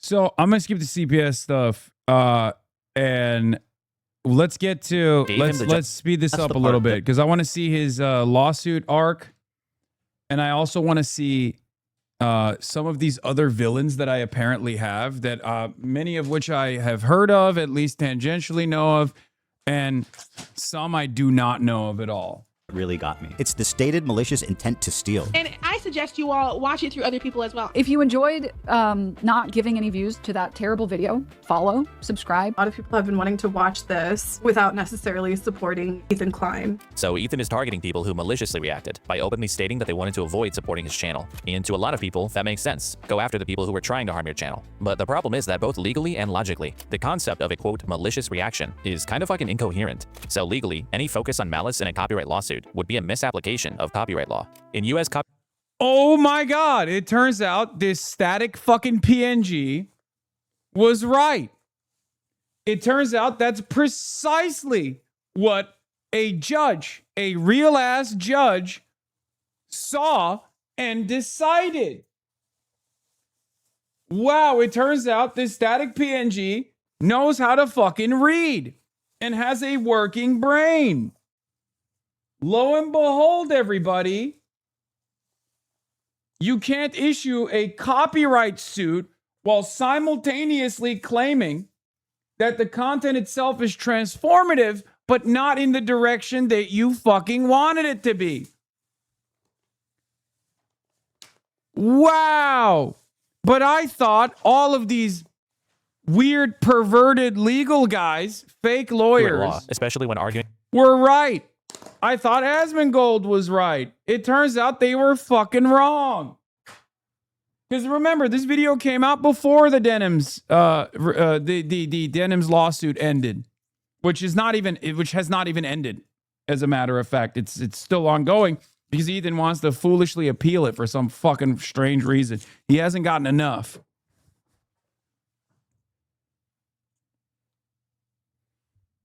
Denim says, I can't believe Legal Mindset would lie to me. Yeah, it's really messed up. Especially after all of his courses that we paid about, going and living in Asia and all the many benefits of living in Asia. All the many creepy benefits.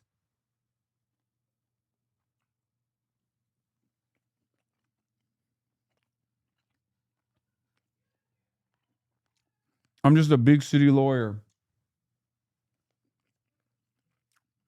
for fair use, intent, or malice has pretty much nothing to do with whether infringement has actually occurred. The primary test for fair use focuses on 4 factors, mainly whether the work has been sufficiently transformed by adding new meaning or commentary. But intent or malice is not one of those 4 factors. Someone could be completely unaware that material they're using is even copyrighted, and they can still be found guilty of infringement. Malice might come into play later when determining damages, but legally, it's completely irrelevant to whether anyone's guilty of copyright infringement. And logically, Ethan's focus on malice doesn't really make sense either.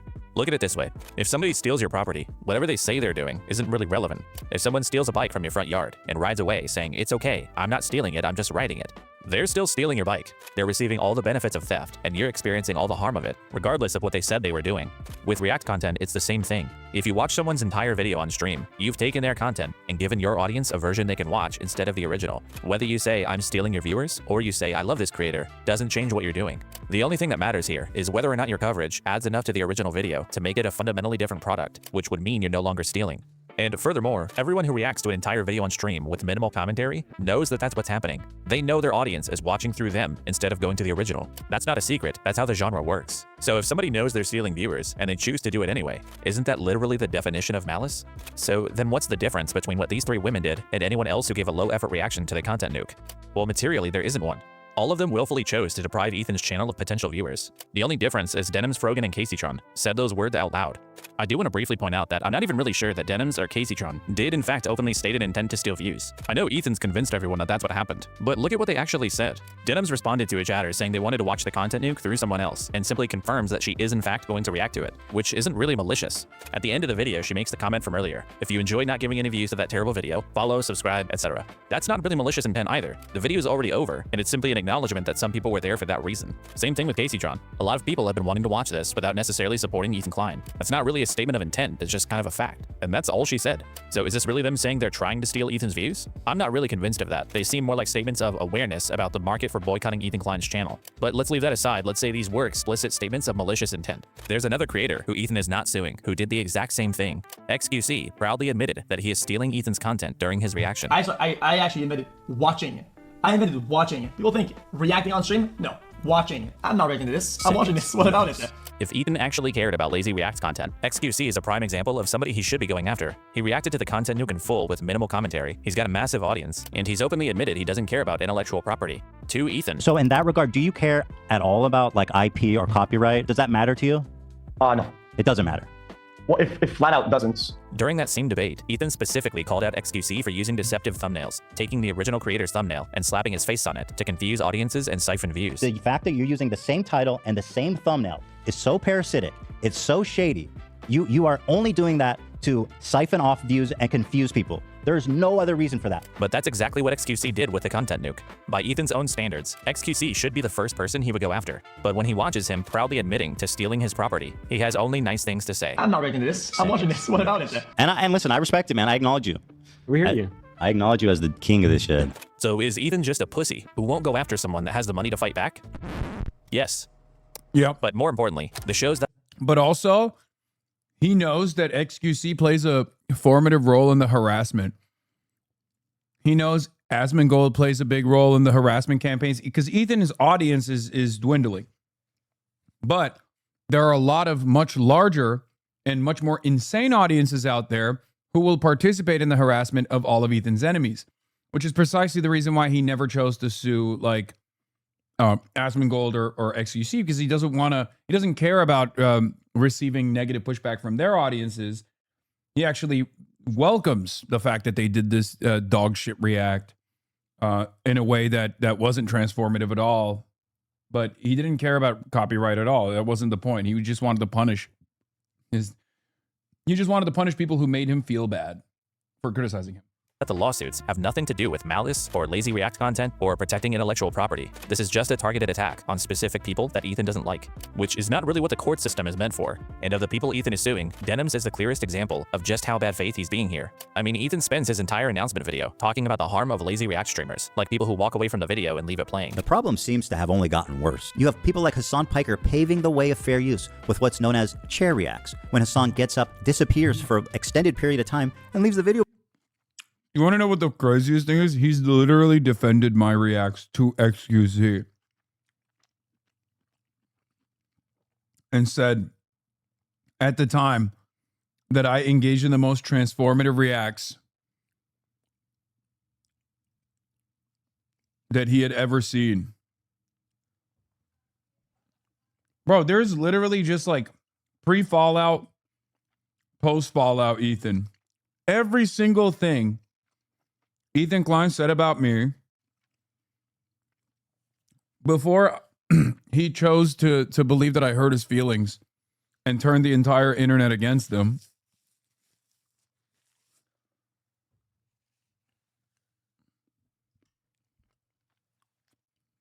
is the exact opposite of like the post Fallout where he's just trying to maximize the pain. Playing for his chair, Mr. Chair, they call it. But Denham's reaction to the content nuke was nothing like that. The content nuke itself is less than 2 hours long, and Denham's reaction to it is almost 4 hours long. And according to Ethan's own standard, that should qualify as being transformative. My reacting to Ian's content cop, which I finished in, my total reaction was probably what, like 5 hours or something in total? Maybe less, 4? And his was 1.5 hours. I think that sounds pretty reasonable. That's like taking 2 times more than the original runtime, which seems like a good amount to contribute to have proper commentary, right? So again, by his own measure of what fair use is, Denham sufficiently transformed his video, which should mean she didn't really steal anything. So why then is Ethan still suing her?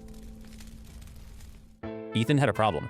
He wanted to sue Denham's, but as of right now, there really isn't that much legal precedent for full-length live React content like this. So it's pretty unclear whether Denham's reaction to the content nuke would legally be found to be an infringement on copyright, especially given the length and added commentary. And because Ethan couldn't know for sure, he decided to hedge. Some of you guys out there sweating? He didn't just register the content nuke with the US Copyright Office. He also registered the countdown stream that led up to it on the H3 podcast, which Denham's did watch live. And her reaction to this countdown stream is far less likely to fall under fair use. But the problem is this countdown stream doesn't seem like it's what Ethan was talking about when he expressed wanting to protect people's content. In his announcement video, he repeatedly mentions long-form content and uses Lamino, whose videos likely take weeks or months to make, as an example of unfairness. What if I could make a long-form, irresistible piece of content that I knew that these streamers couldn't resist, they couldn't avoid the temptation of watching it the second it was published? So he's clearly making it sound like he's talking about video essays and things with high production quality, not some countdown stream. He specifically talks about Denham's here as though she reacted to the content nuke itself with no commentary. I knew they would watch the entire video, add little to no commentary. After being gone for a few minutes, she returns and then sits silently for another couple of minutes eating. But he doesn't mention the countdown stream a single time. It's almost like he doesn't want you to realize that he's completely spite-driven and full of shit. You're lying. Maybe I am, so what? And here's what makes that super obvious. Ethan didn't even register the countdown stream with the content nuke back in January. He did it in March, 2 months later. What happened in March that would make Ethan want to be sure he could go after Denham's? That it seems like she's directly responsible for CPS coming to my house in the morning and interviewing my children. These basically are not even really copyright lawsuits. It's quite obvious that Ethan just came up with a way to use the legal system against his personal enemies. And the ultimate goal of his plan was to threaten them with something that they couldn't fight back against. Take Caseytron and Frogan, for instance. These two have pretty small audiences. They could not have meaningfully impacted Ethan's income at all. But Ethan is pursuing statutory damages, meaning his payout wouldn't be based on any actual lost revenue, but a fixed amount that the court decides upon, and could be up to $150,000. He's also asking for attorney's fees and prejudgment interest, just for good measure. This is Ethan applying the absolute maximum amount of financial pressure possible. He's not really trying to right a wrong. He's trying to make the cost of defense so high that they don't actually have a choice. Caseytron, for instance, expressed concern about losing her home as a result of the lawsuit. And when she's facing that level of financial threat, she doesn't realistically have the option of trying to prove whether she's right or wrong. She's probably gonna just decide to not risk losing her house, which is likely why Caseytron was the first of the 3 defendants to resolve her case. The 2 parties settled in December, and as part of that settlement, she was required to deliver an on-stream apology, a statement which consisted of roughly 26 seconds discussing the importance of copyright, followed by almost 3 minutes of things like this. I also want to make clear that I did not receive any support, financial or otherwise, from Hasan Piker. Hasan never even reached out to me privately to offer words of support. I also want to take the opportunity to acknowledge other misconduct and bad behavior I have exhibited online. For example, weaponizing the death of Asmongold's mother was inexcusable. AB, along with his wife Lena, have done more than I have ever done for the Palestinian people. I apologize to Ethan. It was so strange that people watched this and there were still people who I didn't even for a moment. I made my point very clear. I was like, that's great. I'm glad that Casey said that. She should say whatever she needs to get out of this fucking nightmare scenario. But what's wild about it is that I still to this day wonder if there was a single person who watched that video and didn't realize that it was a hostage video and was like sincerely going, wow, Caseytron finally leaked this, spilled the secrets. Like Hasan's a real piece of shit. And she seems sincerely apologetic to Asmongold. Like, I wonder if there's a single person who took this at face value, or if every single person just simply wanted to use this to advance that agenda and just spread it far and wide to be like, see, yes, his fans thought she was sincere. No.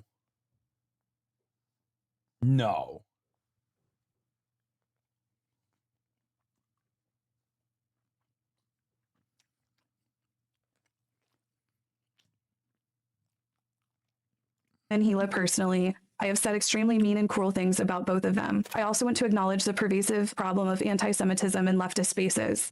It should concern all of us. I condemn it and will not participate in it. To that end, I wish the clients success in enforcing TED Entertainment's copyright and protecting the legal rights of online content creators. Ethan claims that these lawsuits weren't about the money, and he did this to protect the wider commentary community. Even though theoretically I could sue a lot more creators and rake in millions of dollars, the purpose of this is not financial gain. I don't want to chill the reaction community into fear. Actually, the opposite. I hope that we can all unite against this type of egregious behavior that not only makes us all look bad, but could destroy the commentary community as we know it. But when he was able to point a dollar bill-shaped gun at Casey Tron's head and force her to say whatever he wanted. You forgot, bro. Betelgeuse says, Hasan, they think Ethan is sincere and morally correct.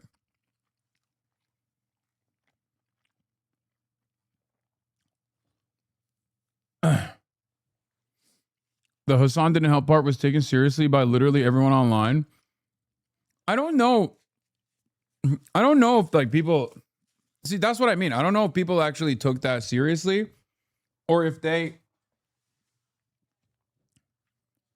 were just like using it as an opportunity to advance their fuck Hasan agenda. Not that it matters to me, but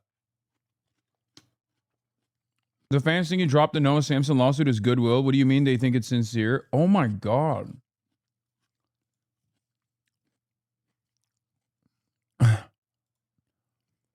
Mitch McConnell, proof of life. Hasan's POV.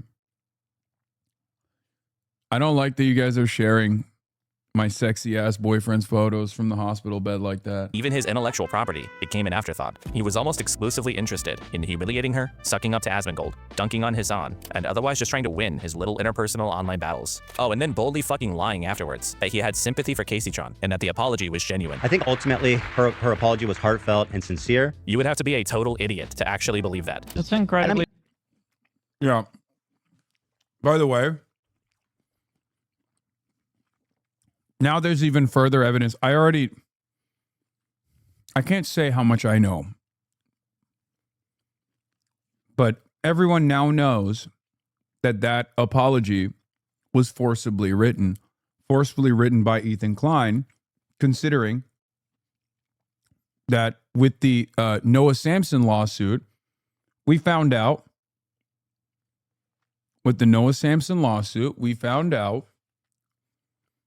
that that's precisely what Ethan has been doing.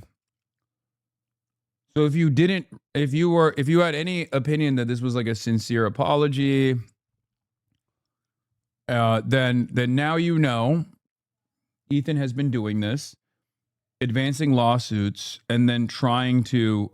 Do you have to pause every 3 seconds? Yes, I do, because I like to do transformative content, contrary to what the internet thinks. But yeah, it's very obvious that Ethan made Casey Tron write that. His lawyer signed off on it, and then he just sat there on his stream and made it seem like it was a sincere apology. There was a heartfelt apology that Ethan had no say in. It's stressful, both emotionally and financially, to go through a lawsuit. It is, Everybody and I knows appreciate the situation she's been in. You're the one putting strain on her situation. Ethan even made Casey Tron declare her willingness to help him pursue the H3 Snark moderators, who he claims colluded with the defendants to promote their streams. For the record, I have agreed to cooperate with the clients in their litigation against the H3 Snark mods for promoting my live stream to the extent that I am able. But his evidence for this is just this Reddit post listing publicly announced streams that were going to be reacting to the content new. She's working directly with the Snark subreddit moderators to siphon views, and their intentions couldn't be clearer. But there's been no evidence presented of any two-way communication between the defendants and H3 Snark. So Ethan's even using these coerced statements to promote narratives about his enemies that he likely doesn't even have evidence for, which means that these totally spite-driven copyright lawsuits are being weaponized to compel the speech of the people that Ethan is feuding with. And all of it is in service of simply managing his online reputation.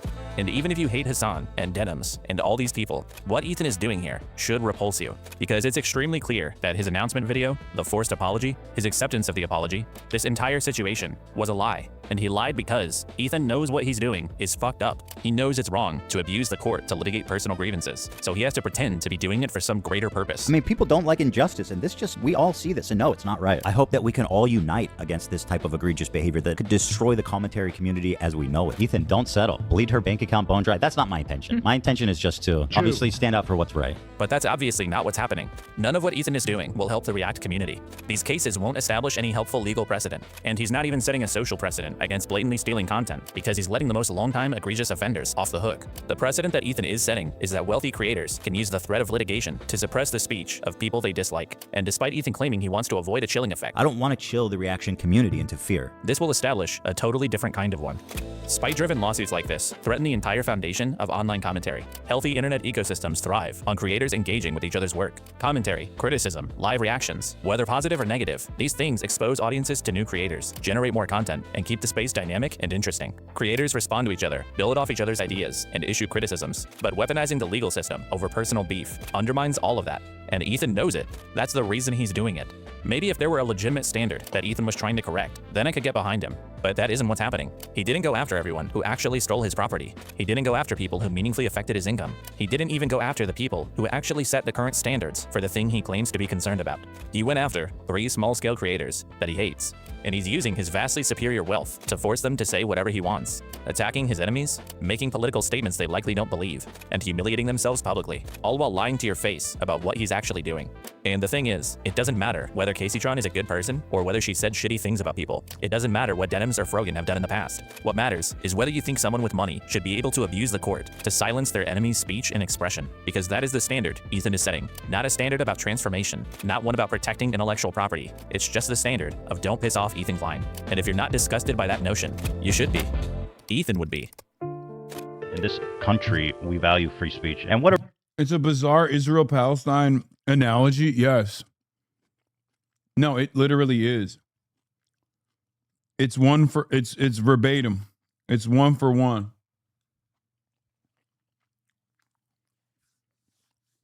Remember when the country of Israel said they were going to sue Nicholas Kristof for the New York Times reporting about sexual violence that Palestinians had faced in the hands of the Israeli occupying forces, in the hands of settlers?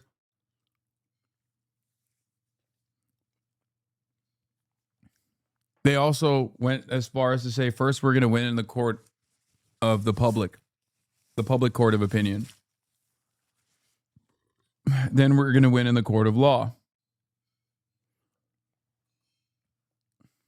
A couple weeks after the fact, the New York Times revealed that they were conducting an investigation into Nicholas Kristof for potentially not revealing financial supporters when he had that brief stint when he was running for office. Now, I think that's just like ass covering from the New York Times. And the New York Times not being truly punitive. But it's not shocking to me that someone found some angle of attack against Nicholas Kristof. reaction video ultimately is free speech. I think if you're a reactor on Twitch, if you make a good faith effort to comment, and if you make a good faith effort to promote the author, to link to them, to try to drive traffic to the original video, I think you're probably pretty much doing the right thing, and that's fine. Fair use doesn't give a shit if you watch the video first or not. I didn't watch this video first. I knew they would watch the entire video, react to it instantly, giving them no time to form an opinion. I have to show that I've watched it before and thought, well, I have something good to add. I didn't watch your video beforehand, bro. A long-form, irresistible piece of content that I knew that these streamers couldn't resist. They couldn't avoid the temptation. For the record, random stray. But like this literally vindicated former Ethan against former, what's that Australian guy who hates me too? Yeah. No, Fat Ethan was right, and the Australian guy was totally wrong. Dark Viper AU. I feel bad, because I do genuinely think Dark Viper AU, I think he's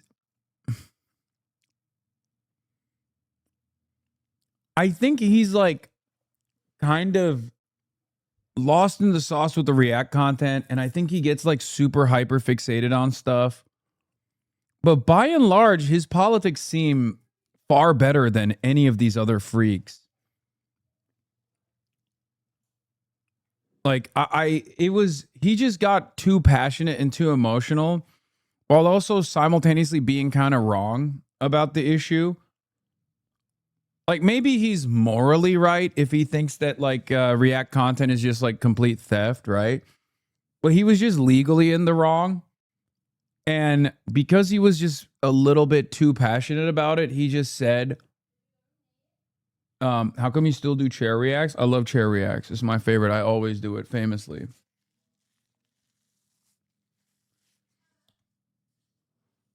He's a great guy. Love his vids. He cares for his community and has a good worldview. I think so too. I just think he's a little insane. I mean, he straight up said that like reacting to other people's videos is the same as rape. Like you're a rapist if you react to other people's videos. That's what he said. One of his videos on you, it was called "How a Socialist Made Capitalism Worse." Yeah. He's a socialist leftist, but had a gambling deal. Pretty hypocritical. Interesting. I didn't know that. He also jumped on Kaigate. Yeah, no, he hates me. So he'll forever hate me. Like no matter what happens, Dark Viper AU is an enigma to me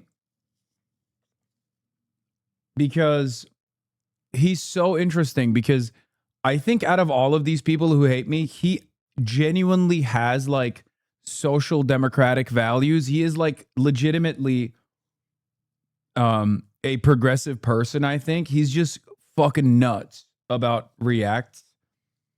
And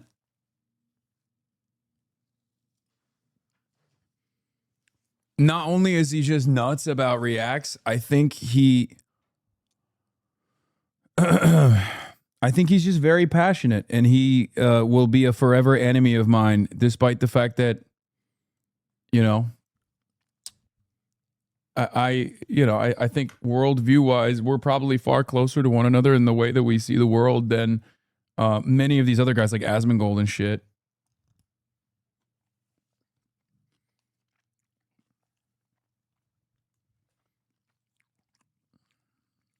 So that's really a funny turn of events. JXC a bit too right. They seem all right, but have a similar hiccup with Reacts. Yeah. JXC was the OG React gate. And it's so funny because like I literally apologized. I apologized to them. I took the video down. Like it just did not matter. They just went on a fucking tangent. They went on a tangent with like some fucking right-wing weirdos. Did like a 10-hour broadcast about how I am the most like, I'm the worst villain on the internet. And it's crazy because, again, I think they're somewhat progressive. Right? I think JXC is also somewhat progressive. But they're progressive, but they're friends with like a lot of anti-woke chuds. And maybe they get lost in the sauce a little bit, but I feel like JXC hangs out with Mahler, right-wing weirdo. Yeah, I think something happens, man. I don't know what it is. There's a couple content creators where I'm like, you're surrounded by a lot of these. Didn't you say there was a really bad shit going off screen when the initial Reactgate shit happened? Yes, but I will. It's fine. We don't need to talk about that. That doesn't matter.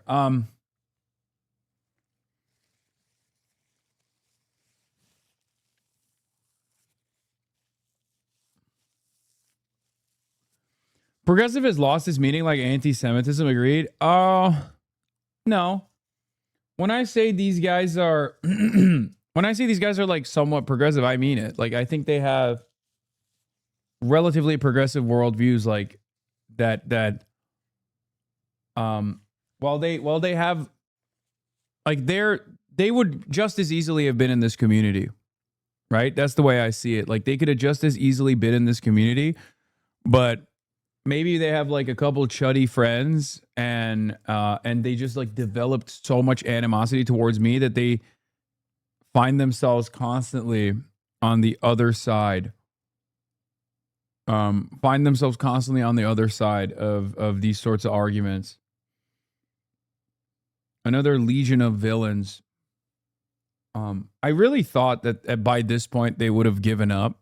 I guess they still hate me and whoever they assume is in my orbit, like Denims, you know?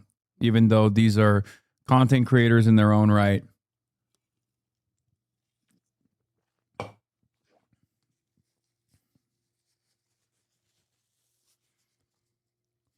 Reactgate was such an insane era. Fucking Matt Pep made a video about you, which was the first and last time I've ever seen him make an official video about drama. He always only addressed drama on his weekly live streams. It's because I'm male Pokimane, dude. Pokimane sneezes and there's like 700 think pieces on why she ain't shit and deserves less. Right? And because it's been going on for years and years, because it's been going on for fucking a decade plus at this point, now it's over. Like, no matter what happens, there will always be a decent number of people who just go, she's the fucking worst, because they've heard that so many times over the last decade. And I'm in a similar predicament. There's always going to be people. There's always going to be motherfuckers out there who are just like, no matter what this guy does, I could save orphan puppies from a burning building, and they'd be like, that's... He did that performatively.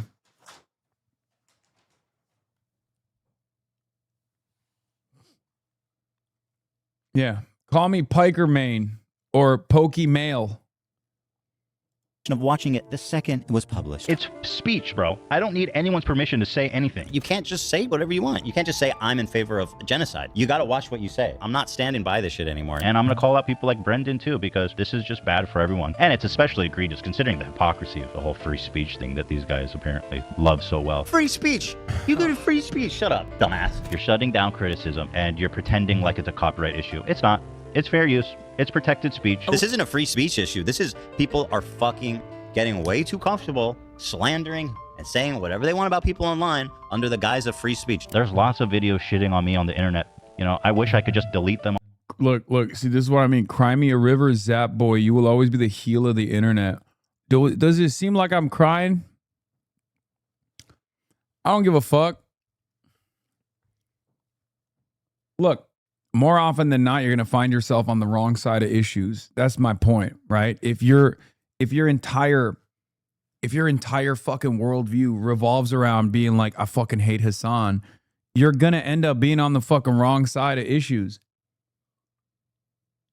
Do you want to be?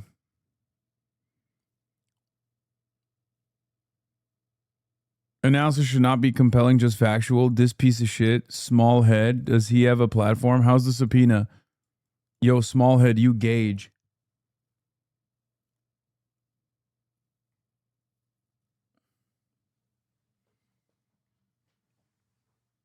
...2013 account, bro. You posting like this? Come on. You're older than me.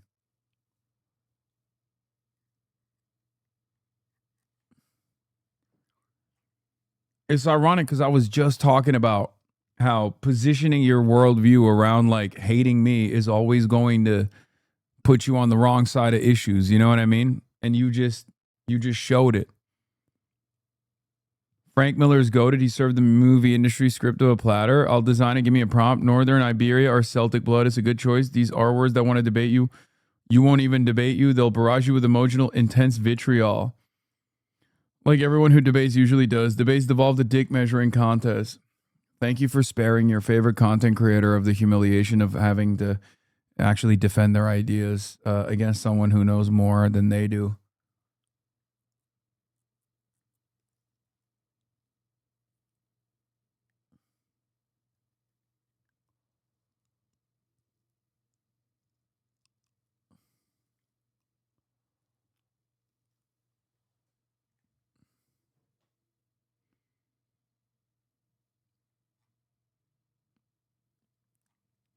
Anyway, let's continue. Off the internet, you know, wouldn't that be nice? Wouldn't that be just convenient? But you know what? You can't do it. That's free speech. you know, and free speech is tested when it's targeted at you. You can't just say whatever the fuck you want. It's time to start holding people accountable for the shit they're saying. I fight every day to protect free speech. I put my money on the line, I go to court, and I'll do it as many times as I need to. You guys have been doing this for years. It's the jig is up. You're gonna have to tell it to a judge, literally. By the way, this guy likes threatening to sue people. All over fair use and my right to free speech. And if I wanted to sue you, I probably could fucking ruin your whole life. It'll be great to sue them. I'd love to sue her. I'd love to sue him. I'm gonna sue you. It's not a threat. I'm going to sue you. We get to pursue legal fees for this garbage, anti-free speech lawsuit. And to all the detractors who are saying that I'm a hypocrite for suing for copyright infringement, I just have this to say. I don't care. It's easy to defend free speech when it's got nothing to do with you, right? When it makes you look good. But when free speech makes you look bad, then let's see how much you defend it. But the moment online criticism became too difficult for him to handle, all of those principles went out the window. And not only has he completely abandoned those principles, he's become the thing that he spent so much of his career complaining about. As an example, look at the initial complaints for the lawsuits. These were over 80 pages long and contained things like a comparison between Hasan and Haj Amin al-Husseini, a notable Nazi collaborator during World War II. And yeah, this is clearly partially intended to waste opposing counsel's time and rack up the defendant's legal fees. But Ethan's been on the receiving end of litigation like this before. He's doing a spite lawsuit trying to ruin our lives. And God forbid I actually fight back against a fucking total fraudulent copyright lawsuit. Well, fuck you, bro. Or how he spent the last 2 years complaining about online harassment. But in the versions of these complaints that Ethan linked under his announcement video, he censored his lawyer's contact information, obviously to try to prevent harassment, but he did nothing to protect the identities of the 3 defendants, which were previously not widely known. I mean, sure, court filings are public, but then why censor anything at all? Ethan knew what he was trying to protect his lawyer from, but he declined to try to offer that same protection to the defendants and published it to millions of people. I don't know if most people would think of this as doxing, but I don't know what else to call it. And if that is what this was, we shouldn't be surprised. Ethan has clearly shown time and time again that he has no standards of any kind. I mean, like back during the Matt Haas lawsuit, I can't speak for everybody, but I supported Ethan. Yes, partially because of fair use, but also because it was obvious that Matt Haas simply didn't like that someone was making fun of him. It was clearly a case of someone abusing copyright law to go after their enemies. But now that's Ethan, and he's like this with everything. He condemns things when they work against him, but he's perfectly fine with them when they work for him. Like, he considers it harassment when people contact his sponsors over his own controversial statements, but it's totally fine to contact sponsors when he decides it's okay. It must be nice to be racist, openly racist, bigoted, and Twitch does nothing. Capcom, Samsung, and Chevron should absolutely know about what kind of content Twitch is putting in front of their logo. Oh, yeah. Oh, yeah. Mr. Apocalypse. Yeah, all because he was butthurt that people were like, dude, you're too pro-Israel. Or how he thinks snark is the worst possible thing on the internet, but he didn't have a problem with it when it was someone else. His own community is basically Hasan's snark at this point, and they're just mimicking his own behavior. And he's the type of guy that keeps his girlfriend a secret. I'll just spill the beans. I don't care at all about him. I asked, I said, why do you keep your relationship with Valkyrie a secret? And it was his decision. He likes everybody dreaming of being with him. That's obviously why. He hates people bringing up personal, sensitive stuff, like talking about his dead dog, but he'll readily reveal intimate, private details about people whenever he wants. Seriously, how do you think Ethan would react in 2026 if someone made an entire website dedicated to comparing him to, I don't know, how about convicted mass murderer and child rapist John Wayne Gacy? I don't know how you can be a parasocial weirdo after knowing me in person. You know what I mean? Like, how is that even possible? Just like drawing fucking hatred towards random people, and, you know, people that I know. It's crazy. Like, if this is probably one of the biggest no-nos in content creation in general, is just like leaning into suspicions and like trying to fucking engage in this kind of parasocial behavior. There's a reason why people don't do that.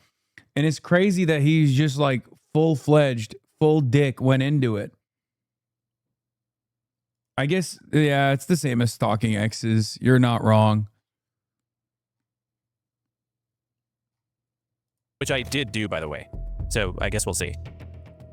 Anyway, the point is, this whole thing between Ethan and Hasan, it was never about Israel or Palestine. It was never really about harassment. This was always about a 40-year-old former online hero who torments himself over what people online are saying about him, and who completely loses his mind over not having control over it.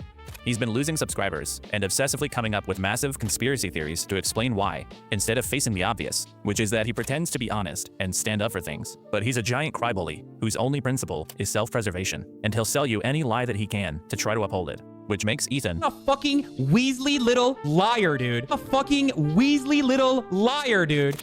For his efforts, Ethan Klein's the winner of our first Weaselly Little Liar Award, the Sort of a Piece of Shit Award. Mazel tov.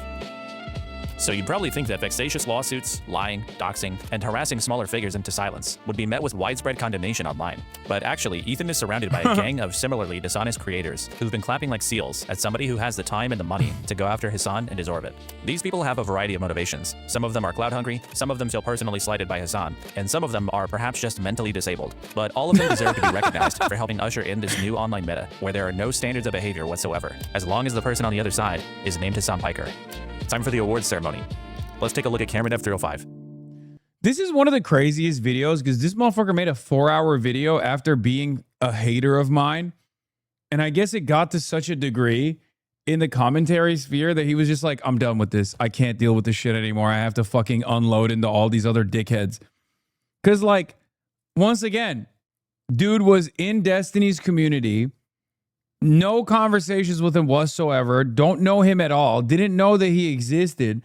And then this man made a 4-hour video and he got radicalized. He got fucking radicalized off of just like how unbearably stupid and odious my haters are.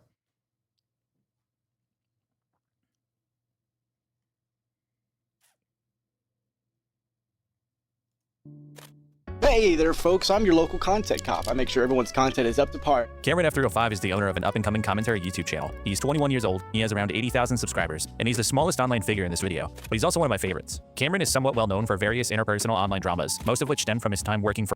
Okay, I'm gonna be honest. Isn't this one of the... This is one of the ones that's like...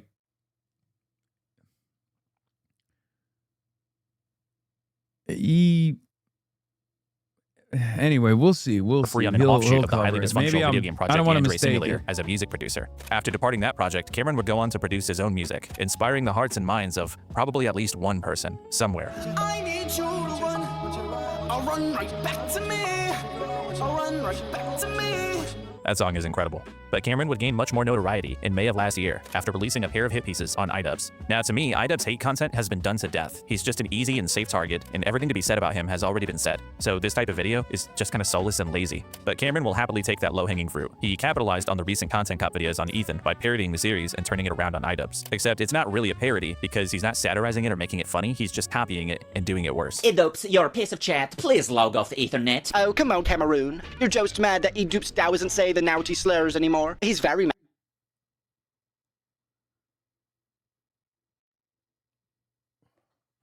I can't tell you what I think should be done to you if you sincerely watch that shit in 2026 or 2025 or whenever the fuck he made this.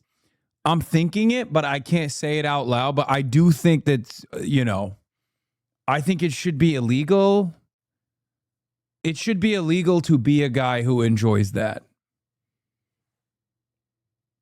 Like if you... In the big 226,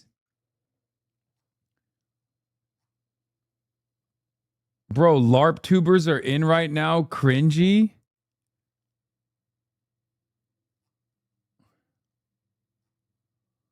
Yeah, bro, 226. That's my thing. I know everybody always says it, but I like saying the big 226, okay? Instead of saying 2026, I think it's better to say 226. It's cooler. It sounds cooler. Just let it happen.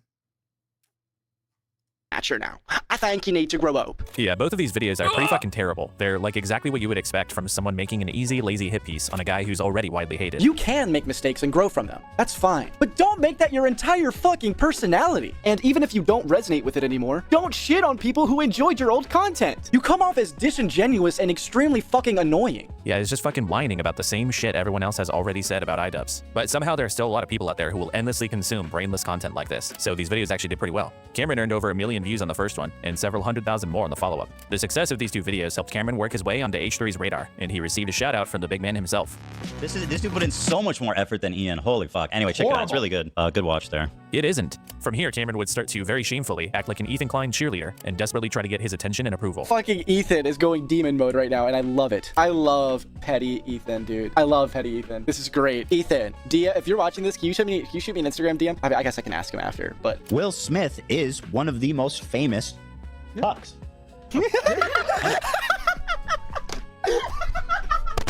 Yeah! Yeah! Ethan! Ethan! Ethan! Ethan! Ethan! Get after him! Let's go! Let's go! Let's go! I don't know what the that was. But he also got noticed by Noah Samson, a large pro-Palestinian creator, who made this comment while talking to iDubbbz about the hit pieces. I don't know if you saw the guy who made the content cop about you right after the H3 content cop was outed as a that came pedophile. across my feed.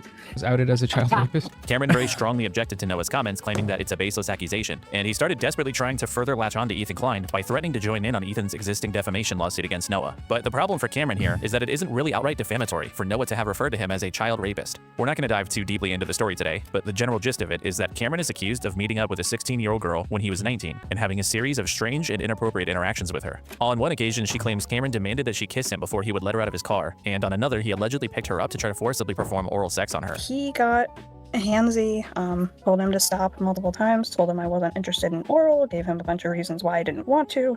He didn't listen. He tried to like forcibly put me on him, so I kicked him, and he was like, well, I don't know why. I don't know why every single time this happens. I don't know what it is. I don't know if it's because of like the slant that these guys are on. I don't know how this happened. Like this is not even a hater that I knew I had. You know what I mean? This is one of those situations where it's like there are people out there who have like one-sided beefs and shit.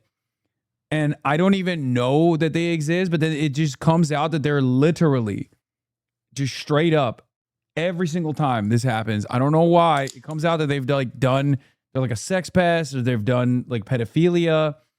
I don't know how. oh, there's no need for that.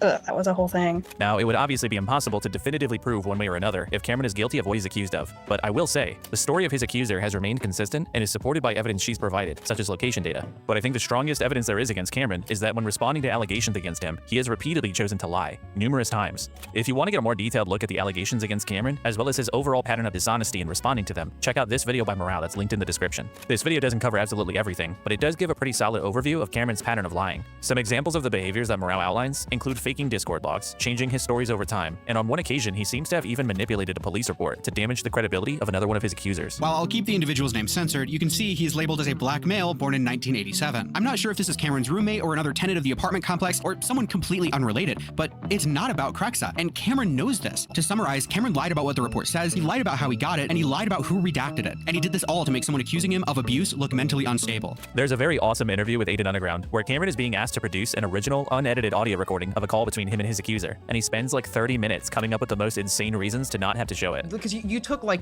20 minutes to find that. Can you just go to your file explorer, hit home, so it shows recent? Can you just do that? No. Why not? Because I'm not showing you all the fucking, like, there's shit I'm working on that I don't want leaked. There you go. Can you scroll down by one file? No. Just one file. Okay, one more. No, now you're just being retarded. There's no way the super secret information conveniently is No, the I'm not leaking I'm not leaking my next video. The first 4 files you show me are all related to what we've just been shown. So I want you to go to the 5th file, and it's very convenient that like the 5th file is going to be some like top secret information that you can't show in your most recent. I just would rather not. This is just very like suspicious, man. It is very suspicious. How in the fucking God's name is me not wanting to show you the fucking premiere file for my next video suspicious? You don't have to. You just rename it and then you could screenshot. It takes like 2 seconds. Watch, I'll do it now. Time it. But it's a waste of time. Yeah, again, we'll never be able to fully prove if Cameron is guilty or not, but a good barometer for these things, I think, is if someone is accused of something, and in response, they lie like 47 different times, it doesn't exactly make me think they didn't do it. So Cameron, sorry buddy, but you've been accused of sexually assaulting a minor, and to date, the allegation seems more credible than not. So when someone like Noah Samson says you're a child rapist, I don't think many lawyers are gonna take that defamation case, which is probably why it seems like Ethan doesn't really fuck with you. You know, as time goes on, I'm getting more cynical about it, I'm just like, it's probably not gonna happen. He's probably not gonna add me onto it. It just might not fit the case that Ethan and Buddha have, you know what I mean? Brother, you have to prove that Noah knew it's a lie and there's credible evidence against you. That Noah knew, exactly, Kilo. And that's like where like, It's extremely hard to prove that stuff. And Cameron's dishonesty extends to his coverage of Hasan as well. In his content cop on Ludwig, for example, Cameron includes a clip of Hasan talking about attending a Diddy party, which, as we all know, is intended to paint a picture of sexual misconduct, potentially involving minors. Did you guys know Hasan attended a Diddy party? I walked into this like back like sphere Epcot looking thing in the back of like the house that P. Diddy was renting for his and was throwing after parties at Coachella, and they were playing like these crazy things for people who were high. One of the images that they were playing was like this little girl, this like supposedly attractive, very young girl. Nice friend you got there, Ludwig. Yeah, so he cuts the clip off there and then throws up this disclaimer to say, now there's no proof. Now, of course, as far as I'm aware, there's no proof of Hasan doing any Diddy activities. Hasan is awful for many more reasons beyond this. Just thought it was ironic seeing the types of accusations Hasan throws around. Hasan did anything weird with kids, but Cameron conveniently leaves out the very next line of the clip, where Hasan expresses discomfort with attending the party. This like supposedly attractive, very young girl like opening up a Christmas gift. And I think I told you about this where I was like, this is some real weird Alex Jones style pedo thing here. This is exactly how I felt walking into that house where I was like, this is weird. This is really weird. By the way, this is years before the Diddy allegations, for the record. This was years before. I went to an after party at Coachella. It was like a fucking alcohol after party. It wasn't like Diddy's after party. Okay. It was for some fucking alcohol brand. Right. And I went there and there was the, like I explained, there was this like Epcot style dome. And I thought, yeah, it's Ciroc. Oh yeah. Ciroc, which is Diddy's alcohol. There it is. It's a sponsored event for Ciroc. And I thought the fucking dome was so weird. Especially while I was on legal shiitake mushrooms that I had consumed, that I fucking got the hell out of there. I was like, no, this is weird as hell. Isn't that crazy? That is why these motherfuckers will be like, Hasan fucking went to a Diddy party. He loves Diddy. He was Diddy. Including more Pegaslop. This is the exact kind of slander that is legally actionable slander, as a matter of fact, that More Pegasus has engaged in. And this is part of the reason why I always have to think twice about bringing my businesses to the beautiful nation state of Singapore, which I love and admire. I'm a businessman. I'm wearing a suit. Okay. Some canings have to take place for me to reconsider moving billions of dollars of assets that I have. Businessman with the suit, clearly. Okay. I have a very diverse portfolio of assets, many of which I would like to move to the beautiful nation state of Singapore, known for its ports and its consistent position on keeping straits open so that commerce can flow freely. This is something that I admire about the beautiful nation state of Singapore, and I would like to bring my business as a capital owner, a capitalist, small c, big C, whatever you want to call it, the billions of dollars of assets that I have that I want to bring to the beautiful nation state of Singapore, I feel a little bit worried about, because if a country doesn't abide by its laws and its standards, when there is a potential non-Singaporean living on Singaporean soil and slandering potential business owners that want to work with the Singaporean ports, for example,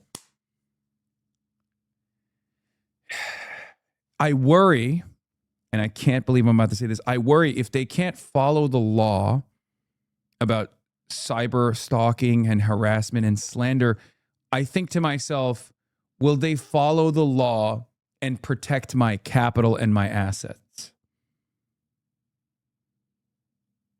I didn't want to say this, but that is a big fear that I have.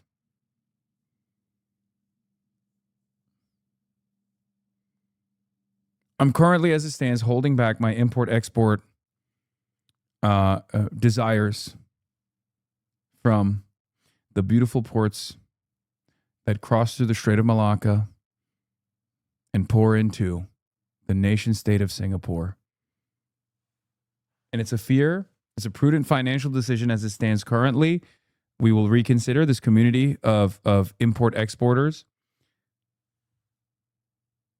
Yeah, we've all been through this. You're not alone. Yeah.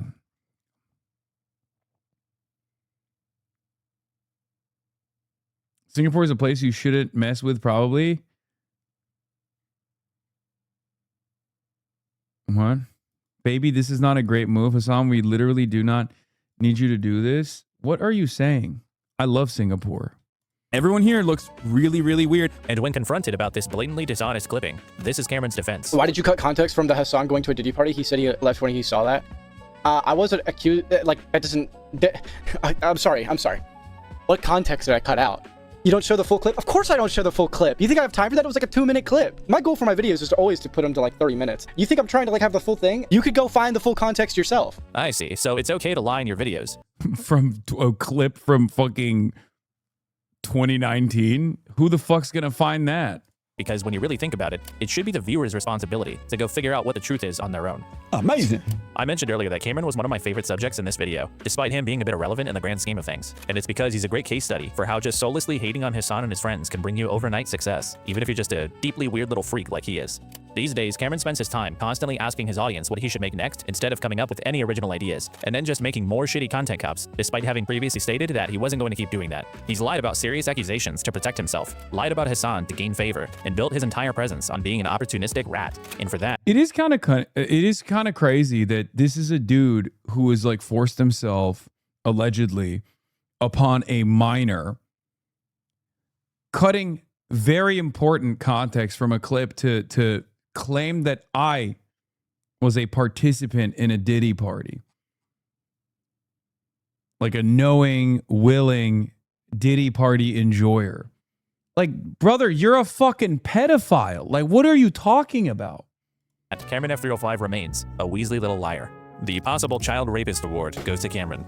Congratulations, buddy.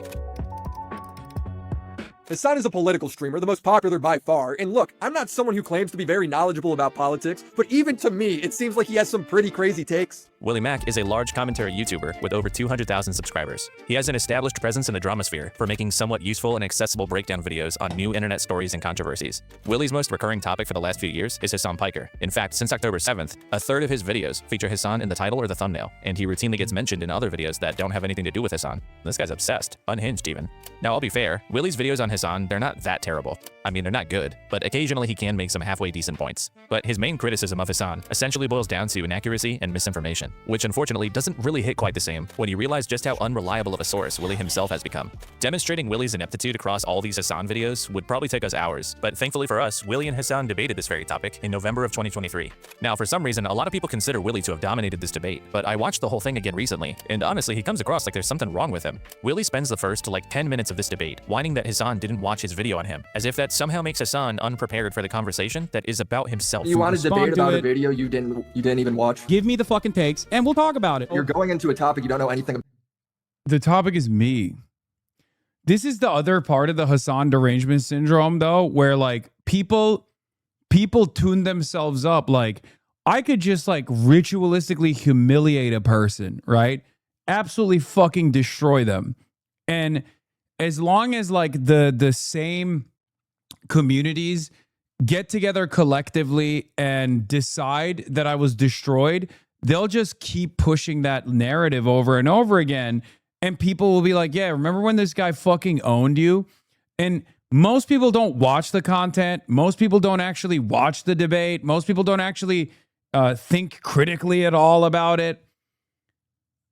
They just hear other people say it, and then they create this narrative, and then that's it. A pivotal part of his fucking video is the notion, right? The pivotal part of his video that claims I'm a misinformer, okay? That I don't have editorial standards, that I misinform people, was around the Al Ahli hospital courtyard strike. To this day, it was a turning point in the Israeli genocide of Palestinians. Okay? Now remember, this guy doesn't know shit about Israel, doesn't know shit about Palestine. Okay? He claimed falsely that I had no evidence whatsoever to blame Israel for it. Now, of course, I had a shit ton of evidence to blame Israel for it. I knew that Israel had blown up hospitals in the past. I knew that Israel was going to continue blowing up every hospital, which it did. And I also knew that 2 days prior to the Al Ahly courtyard strike, Israel had struck the Al Ahly hospital, the radiology department, with an artillery shell. But what he did not know, and he revealed to us in this conversation, was the fact that BBC, CNN, and virtually every single news broadcaster had also immediately assumed that this was an Israeli airstrike. They had all covered it in the morning, saying Israel struck the Al Ahly hospital according to on-the-ground reports. He didn't know that. He didn't even fucking know that. He thought I just made it up on my own.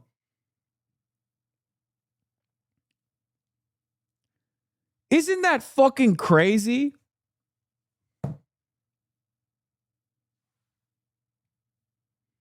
About. It's like, yeah, why don't you just make the criticism? I shouldn't have to research or prepare for a criticism that is about me. Motherfucker, I'm me. Brother, just give me what you want to say. Give me what you want to say. The video's about me, isn't it? Yeah, so sure, fucking sure. talk to me about what the fucking points of the video are and let's discuss it. The fuck do you mean? My main criticism. Why would I have to research a video about myself? Willie uses this bizarre moment to say that Hasan is unprepared for the conversation, which he claims proves one of his points. So let's hear. I know, but what that your kind of like gripes that kind of are. links up to like my big criticism with you is that you don't actually put in the bare minimum effort to research anything before you jump to conclusions. But even if this unpreparedness point was somehow not totally stupid and was actually fair, it gets immediately undermined by the fact that Willie isn't prepared either, because he has to pause the conversation right after this to go back and watch his own video to remind himself of the argument that he presumably is here to challenge Hasan with. What is the lie that I told about Ukraine? It's not a lie. It's just you made more claims. You made more basic. Like what? Claims. What is I the gotta claim? I gotta Just go come pull on. it up in the video because you didn't prepare for your watch own anything. fucking. You're just completely like you blew Dude, this whole it's your thing video. up. It's your video about me. These should be so simple for you to be like, this is where you lied. All right, you got to give me a minute. This Are is you trying to research. link You me your haven't video? done I'm not this gonna watch your before. video. Just say it with your mouth, with your words. Go ahead. I have to watch my video to see what my receipt is because this is a year old.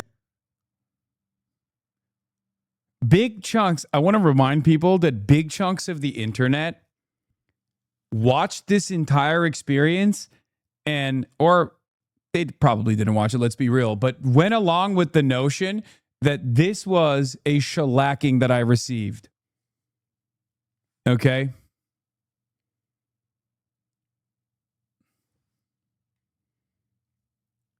This conversation that took place, people either claimed to have watched and went, Hasan got fucking owned, or just didn't watch and repeated it verbatim. Yeah, the fuck Hasan orbit claimed that this conversation was a dunk show. Now, I don't know if it's because it's their unbearable hatred of me. I don't know if it's their own, like, you got your own comment said you lost. Yeah. Because they fucking brigade everything. That's the whole point. It's about developing a narrative. I'm literally, oh my God. I'm explaining to you how the internet works right now. We're slowly walking through it. Okay? Here's how it goes. First, you have a conversation. Doesn't matter what the actual conversation is. The very fact that the conversation took place is a victory, right? For the hater communities. Then they go and brigade the video itself. And then they upvote the brigaded comments to be like, hey Hasan, I'm a huge fan of yours, but I just got to say, this guy fucking destroyed you. Okay? This guy fucking destroyed you. Then they upvoted. Then the very same communities will point to that to say, see, even his own community is dunking on him. Meanwhile, not a single person from my community watched this experience and had this takeaway, because you'd have to be a fucking moron to have that takeaway from this conversation. Okay? Right? I didn't know where You this don't even whole know your own conversation video. You don't know the contents of your own fucking video. The confusing thing is, like, even if Hasan had watched Willie's video, Willie still had to go back and fetch his old arguments. Like, he wasn't prepared for the conversation either way. But that debate was kind of a microcosm of the big problem with Willie's attacks on Hasan. Almost all of what he says about him can easily be attributed to himself. Remember that his main criticism is that Hasan often gets things wrong. My goal is to parse through information and misinformation. You are the misinformation. You get everything wrong. What, you're allowed to lie, slander people, and make up your own misinformation? Your brand is division and misinformation for the sake of propaganda. Like, can you think Can you? I'm gonna be honest. If you get your political commentary or your news from Willie Slop Show, you're probably not gonna make it. And unfortunately, you guys know coworkers that probably do, or coworkers that probably get their information from guys like this. Okay, that's what's so fucking unbearable. I sometimes feel like I just have to. I'm always swimming upstream.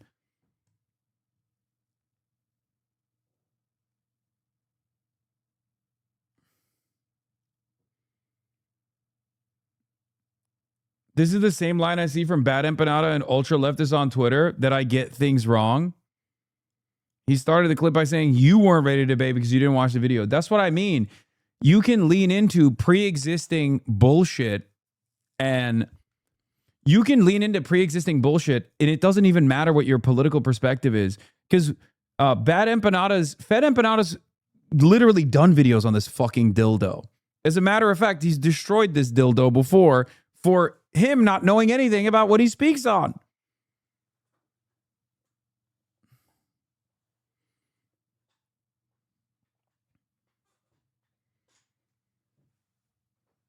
Yeah.